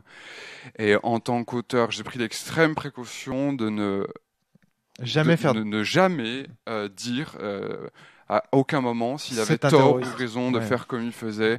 Et en fait, je vais plus loin dans le sens où en fait le personnage, du fait qu'il vit dans une société, bon, le bouquin s'inspire du Patriot Act. Hein, je l'ai écrit entre le moment avant et après le 11 septembre. Hein. Donc ça aussi, ça m'a forcément influencé. Mais en fait, le personnage en est amené à toujours douter de la validité de ses idéaux, du fait qu'il y a une résistance extrême par rapport au monde qu'il combat, quoi. Et lui-même ne sait jamais en fait s'il a raison ou tort de combattre et si ce qu'il fait est juste ou pas. Alors attends, j'aurais un tout petit truc à ajouter, je vais perdre le fil sinon. Ce qui est donc en jeu de rôle, c'est intéressant que vous ayez. Ce qui est très commode, je pense, c'est d'avoir des factions. Un jeu comme Warsaw, je trouve le fait très très bien. Mais il faut toujours, je pense que il faut jamais déshumaniser complètement vos factions. Il faut que ce soit possible qu'il y ait au moins un PNJ dans la faction qui n'apparaisse pas comme un fanatique complet. Je pense qu'il faut que tous les personnages doutent. C'est moi où cet ADN est de plus en plus en train de tourner en podcast garage avec toi, Pika, toujours. Et qu'il y ait des mécanismes pour que les choses soient pas tranchées. Dans Influenza, par exemple, alors là on parle de terrorisme parce que dans Influenza, je propose de jouer des héros, des salauds et des martyrs dans l'enfer forestier de Milvaux. Et sauf que je me garde bien à aucun moment de dire qu'est-ce que ça veut dire. Et tu as des couleurs dans le jeu. Et par exemple comme la religion, qui ne sont jamais explicitées et tout est laissé à la libre interprétation des joueurs. On parle de langage, hein, donc c'est vrai que le terrorisme c'est une question de langage. J'ai envie de dire que ça appelle à un podcast un petit peu sur comment dire. Ça rejoint un petit peu un thème qu'on a abordé, c'est du jeu de rôle et de la politique en fait. Et des visions visions du monde qui s'affrontent, c'est-à-dire quelle vision le MJ a du monde, quelle vision les joueurs ont du monde, quelle vision les personnages ont de leur monde et comment ça se passe dans les faits. Je pense que je vais arrêter en ce qui me concerne. J'aimerais si possible qu'on revienne au propos d'Olivier, s'il y a des questions qui portent sur ce que Olivier la communication d'Olivier aujourd'hui. Cédric. Alors, moi aussi, je vais faire mon liche-cul en un premier temps. Merci, Olivier, d'être venu, car je trouve non seulement tes propos très intéressants, mais je partage l'intégralité de ce que tu as dit. Donc, des réflexions soulevées. Oui, c'était très intéressant. Les références utilisées sont très intéressantes. Je vais me permettre d'ajouter des petites pierres à l'édifice. Alors, reprendre notamment donc des références qui me sont chères. La première, Noam Chomsky, dont je conseille. Alors voilà, c'est vrai que c'est un philosophe, donc c'est quelqu'un, on peut dire oui, non, mais c'est dur à lire, un philosophe, donc attention. C'est vrai que si les bouquins sont des fois un peu abrupts, les articles peuvent néanmoins être très intéressants, parce que Noam Chomsky a écrit nombre d'articles. Donc surtout, ne pas hésiter à aller voir des articles qui sont très abordables, très faciles à lire, et qui expliquent très bien les choses, car Noam Chomsky est avant tout un pédagogue. Deuxième référence, tu ne l'as pas cité, Olivier, clairement, mais alors par contre, la novlangue, c'est 1984. Bien évidemment. Je croyais l'avoir cité. Tu l'as pas cité même pas fait. ouvertement, c'est pour ça que je me permets de le faire.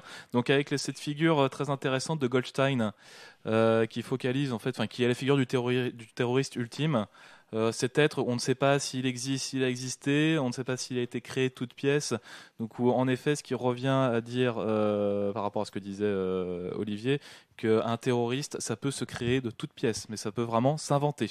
Ça peut aussi se créer par extension, à savoir que je vais prendre une figure très mineure, je sais pas, moi, quelqu'un qui a fait je sais pas, qui a fait une manifestation, un petit truc, qui peut être par exemple le monter en épingle en fait, voilà, ce qu'on appelle le monter en épingle, ouais. Et dire oui, voilà, et rajouter en fait des faits qui ne lui sont à l'origine pas du tout attachés. Ce mec-là, a pris la parole dans une assemblée générale lors d'une grève. Boum, ça y est, c'est un terroriste parce que derrière on a découvert qu'il avait plein d'argent caché, qu'il y a telle organisation qui le finançait, que ce mec-là il a posé des bons sur des voies, des choses comme ça. Un terroriste, ça peut aussi se créer comme ça. Je sais pas ce que t'en penses, Olivier. Oui, on a vu des cas même moins romanesques que ceux que tu racontes. des histoires de voies de chemin de fer, ça me fait penser à Tarnac, et ça va beaucoup sûr. moins loin, c'est beaucoup plus gauche. anecdotique. L'ultra gauche. C'est beaucoup plus anecdotique, et du fait qu'on part de faits relativement, de faits non établis et peu marquants du point de vue romanesque, c'est d'autant plus intéressant de voir comment se crée une grande fresque et une grande histoire sur cette base. Donc oui, voilà. là-dessus pas de souci. Troisième, bon, t'as cité Les Justes, donc je reviendrai pas dessus. Donc là aussi entièrement d'accord, super référence. Enfin bon, Camus, c'est indiscutable. Et dernière référence qui n'a pas été citée et que j'aimerais quand même citer, c'est Alan Moore, que je vous conseille très très fortement, donc notamment V pour Vendetta et Watchmen. Je fais référence aux comics. Là, même si bon, le film, voilà, il y a des points positifs, je fais référence aux comics. On a des représentations du terrorisme qui sont très très justes. On voit comment quelqu'un qui est vu comme un terroriste peut en fait agir selon son idéal et finalement se révéler ne pas être un terroriste mais une sorte de libérateur. Bon, attention, je caricature un peu, je schématise. Et dans Watchmen, on voit très bien comment on crée la figure du terrorisme. Je pense que ces deux comics sont très intéressants à ce point de vue-là. Alan Moore est un anarchiste qui est vraiment très très intelligent. C'est pour ça que je vous conseille vraiment de lire ces comics. Ouais. Je finirai donc par une citation donc dans V pour Vendetta qui disait qu'un bâtiment valait bien moins qu'une idée. En tout cas, pardon Aloïs, excuse-moi. Moi, je vais faire des références aussi qui sont peut-être pas forcément plus accessibles, mais qui sont tout aussi simples en fait, qui peuvent parler à pas mal de nos auditeurs à mon avis. Donc je vais d'abord commencer par deux séries en fait, qui sont récentes, qui datent l'une de l'année dernière et l'une de cette année. Celle de cette année ayant été annulée. Donc c'est Last Resort. Ça raconte l'histoire d'un sous-marin qui est au large du Pakistan et auquel on demande d'envoyer 2 têtes nucléaires sur le pays. Le capitaine décide de ne pas les envoyer, de refuser l'ordre parce qu'il vient pas de l'endroit où il est censé venir. Et donc son sous-marin, il se fait torpiller par les États-Unis, son propre pays. Et ils se font accuser de terrorisme pour X et X raisons. Et donc sur 10 ou 13 épisodes, on voit l'histoire de ces gars qui sont paumés au milieu de l'île. On voit les dissensions au sein de leur groupe. Et on prend plus ou moins parti pour est-ce que c'est des défenseurs de la liberté, est-ce que non, c'est vraiment des terroristes. Et puis voilà, donc il y a pas mal d'intrigues politiques. C'est une série qui est très intéressante. Je regrette vraiment qu'elle se soit terminée Attention comme ça. À ton micro, Aloïs. Pardon, qu'elle se soit terminée aussi rapidement. Je suis pas le seul parce que c'était vraiment une des meilleures séries de l'année. Il y a Homeland, qui est diffusé en ce moment en France sur Canal+, qui traite de l'histoire d'un ancien prisonnier, d'un soldat américain qui a été prisonnier en Irak et en Afghanistan, qui revient aux États-Unis, qui est suspecté de comploter avec Al-Qaïda, etc. J'en dirai pas beaucoup plus sur la série parce que elle est suffisamment connue, elle est très facile à trouver et à regarder, et elle est très intéressante aussi au niveau de ses intrigues politiques, et le jeu des acteurs est vraiment très bien à mon avis. C'est des séries que je suis... Enfin non, la première je la connais pas, mais la deuxième, Homeland, c'est quelque chose que j'ai suivi avec un très très grand plaisir, mais que je trouve quand même bourré de certains clichés que je dénonce. C'est des clichés. Je voulais quand même le dire. C'est une série américaine, on peut pas forcément empêcher certains clichés, à mon avis. Attention quand tu dis série américaine, parce que bon, il y a des Américains qui font d'excellentes choses. Je dis pas le contraire. Mais c'est un podcast malouin. On n'aime pas les Anglais, on n'aime pas les États-Unis. C'est une de mes séries préférées. Hein. Moi aussi, mais je veux juste inciter à cette distance critique par rapport à la série elle-même, parce que j'ai remarqué des détails. C'est juste pour donner des pistes d'inspiration à ceux qui nous écoutent. Et d'ailleurs, si tu as aimé Homeland, regarde Last Resort. Elle est vraiment très bien. Et enfin, je voudrais faire parler d'un jeu vidéo qui a été mon premier, donc je le cache pas, c'est Final Fantasy VII, parce que revisiter le début, ça parle quand même d'éco-terrorisme à la base, et ça part à la suite sur d'autres domaines, mais moi en tout cas, voilà, c'est par rapport à Sens, c'est une des sources principales d'inspiration pour le jeu, donc je suis très sensible à la référence que vient de citer Aloïs. Vas-y Cédric. Oui, non, c'était juste pour reprendre qu'en effet, on incarnait aussi bien dans Sens que dans FF7, on incarne des terroristes. Hein. Ouais. Enfin, des terroristes dans la conception voilà. Dans la conception du gouvernement. Selon le lieu commun du terrorisme.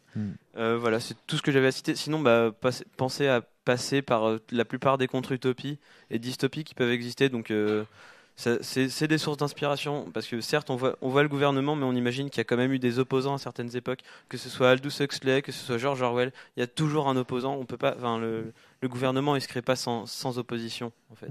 Il a besoin d'un contre-pouvoir, aussi faible soit-il, pour se définir, et après, quand il est supprimé, on se retrouve à courir après des chimères, selon moi. Et voilà, c'est tout ce que j'avais à dire. C'est intéressant quand même de t'entendre, Olivier, sur ces questions. On a l'impression d'assister à une plaidoirie. Tiens, je sais pas d'où ce parallèle je me demande, est-ce une déformation professionnelle? En tout cas, moi, alors, je sais pas si tu as remarqué pendant toute ton intervention, moi, j'ai beaucoup ricané, ça m'a fait beaucoup sourire. Je ne sais pas si c'est le but que tu te fixes pour les auditeurs. Non, mais je sais que tu as l'attitude que moi-même j'ai quand quelqu'un m'expose sa thèse, c'est que ma façon de comprendre consiste à chercher les critiques que je peux lui retourner. Donc je suppose que tu es un peu dans cette attitude-là. C'est pas tellement ça, c'est que je connais qui tu es, je te connais et ce serait plutôt de la complicité. Mais je pense aussi que tu cherches à affirmer tes idées avec des méthodes argumentatives qui sont proches de la persuasion plus que de la conviction, même si tout cela est très documenté. Et j'aurais aimé faire plus de persuasion. J'aurais aimé faire un podcast qui soit une liste d'exemples de choses qui devraient chaque fois nous indigner, chaque fois nous préoccuper. J'aurais aimé montrer que l'état de droit n'était pas un état de droit pour tous. J'aurais aimé le montrer au travers d'un maximum d'exemples concrets. Malheureusement, j'ai eu le sentiment d'être plutôt obligé de faire une démonstration très intellectuelle plutôt que de pouvoir entrer dans des exemples concrets. Donc moi j'ai le sentiment inverse, d'être plutôt resté dans le débat rationnel sans justement pouvoir donner les exemples, sachant que c'est souvent les exemples qui convainquent. Mais ce qui est amusant, c'est de... Pardon Ben, tu voulais ajouter quelque chose? Je veux dire qu'il persuade, justement. Tu nous as bien dit que ton but était de nous persuader, pas de nous convaincre. Plus, en tout cas, plus que nous convaincre. En fait, un des trucs qui me fait dire ça, c'est que tu associes systématiquement le terme de terrorisme, qui est un terme péjoratif, à des figures emblématiques de notre société que l'on voit de façon, disons, comme des allégories de la liberté, comment dire? Mais provoquer ce type de choc, c'est une façon de vous faire réfléchir, évidemment. Exactement. Et donc, ce petit côté provocateur me fait sourire. Ou que Ben Laden, on puisse la question de Al-Qaïda et Ben Laden, dès que les auditeurs ont vu que le podcast s'appelait Terrorisme, ils ont eu ces figures-là en tête. J'ai eu envie de leur en mettre d'autres parce que je pense qu'il faut sortir de nos représentations habituelles pour nous poser des questions intéressantes. Donc ça, c'était la perspective en tout cas de ce que j'ai expliqué. Et je pense avoir expliqué en début de podcast quand même que il y avait une très grande diversité dans les groupes qui étaient qualifiés de terroristes. Certains dont je pouvais comprendre les motivations, d'autres dont je pouvais haïr les motivations, et que mon propos se situait un niveau au-dessus de ces préoccupations politiques-là. Il était motivé par d'autres préoccupations politiques, indépendamment de la question de savoir quel groupe a nos faveurs et quel groupe ne les a pas. En tout cas, merci Olivier. Ben, tu avais quelque chose à ajouter avant j'ai une petite question très naïve. Le droit pénal, à partir du moment où il est préventif, c'est bien dans un objectif de faire circuler de la terreur à des fins politiques? Attends, j'ai pas. Le droit préventif, normalement, le droit pénal préventif, c'est très peu utilisé. Si on t'arrête avant que tu aies commis une infraction, avant que tu aies posé un acte quelconque. Minorité. Alors le droit pénal tout simple, qui a aussi pour but de persuader les autres de ne pas commettre de crimes. Ah oui, tu veux dire l'effet dissuasif du droit pénal. Oui. Donc il cherche à diffuser de la terreur parmi les potentiels malfaiteurs. Moi je pense qu'à ce moment-là tout ça introduit le critère de la légitimité et que ça nous réouvre sur un large débat. Il y a une violence qui est légitime, une violence qui ne l'est pas, ou est-ce qu'on le pense, est-ce qu'on le pense pas, est-ce qu'on pense qu'aucune violence n'est légitime, est-ce qu'on pense que certaines violences sont légitimes ou pas, quels sont les critères pour juger qu'une violence est légitime. On ouvre en fait la porte à tout un nouveau débat. C'est ça que je dis. En fait, l'intérêt de ta communication aujourd'hui, c'est finalement de nous faire prendre du recul sur le terme employé à l'heure actuelle par les médias et par la société moderne sur le terme de terrorisme. Et je crois que c'est vraiment ça le point. Ensuite, qu'après on puisse discuter tes points, tes arguments, etc., c'est tant mieux, limite. Enfin, si on peut entrer en communication avec toi et discuter avec toi de ces termes-là, mais tant mieux. Volontiers. Tu n'appelles que ça. Je secoue, je provoque, et puis vous êtes assez grand pour penser tout ça. Voilà, c'est ça, exactement. Donc, et ça, tu le fais très bien. Merci à toi, Olivier. Merci à vous autour de ce podcast d'avoir posé toutes ces questions. Merci à vous, auditeurs, d'avoir suivi ces questions. Si vous avez écouté jusqu'ici, je vous en remercie. Olivier reste disponible apparemment, figurez-vous, dans les commentaires pour répondre à d'éventuelles questions. Tu vas être peut-être inondé de questions et d'interrogations. Je ne sais pas du tout quel sera l'impact qu'aura ce podcast sur nos auditeurs. En tout cas, pour les rôlistes, pour les créateurs de jeux de rôle, il y a énormément d'idées à l'épuiser dans toutes ces références de Chomsky à 84, en passant par tous les auteurs que tu as cités et tes expériences personnelles sur le sujet. Il y a plein de choses à faire, plein de choses à dire. On vous laisse, portez-vous bien, jouez bien, inventez bien, mais ne posez pas de bombes partout quand même. Hein. C'est uniquement dans les univers fictifs et pour vous détendre, pardon, pas pour vous descendre. Quel lapsus. Non, merci, ça devrait aller.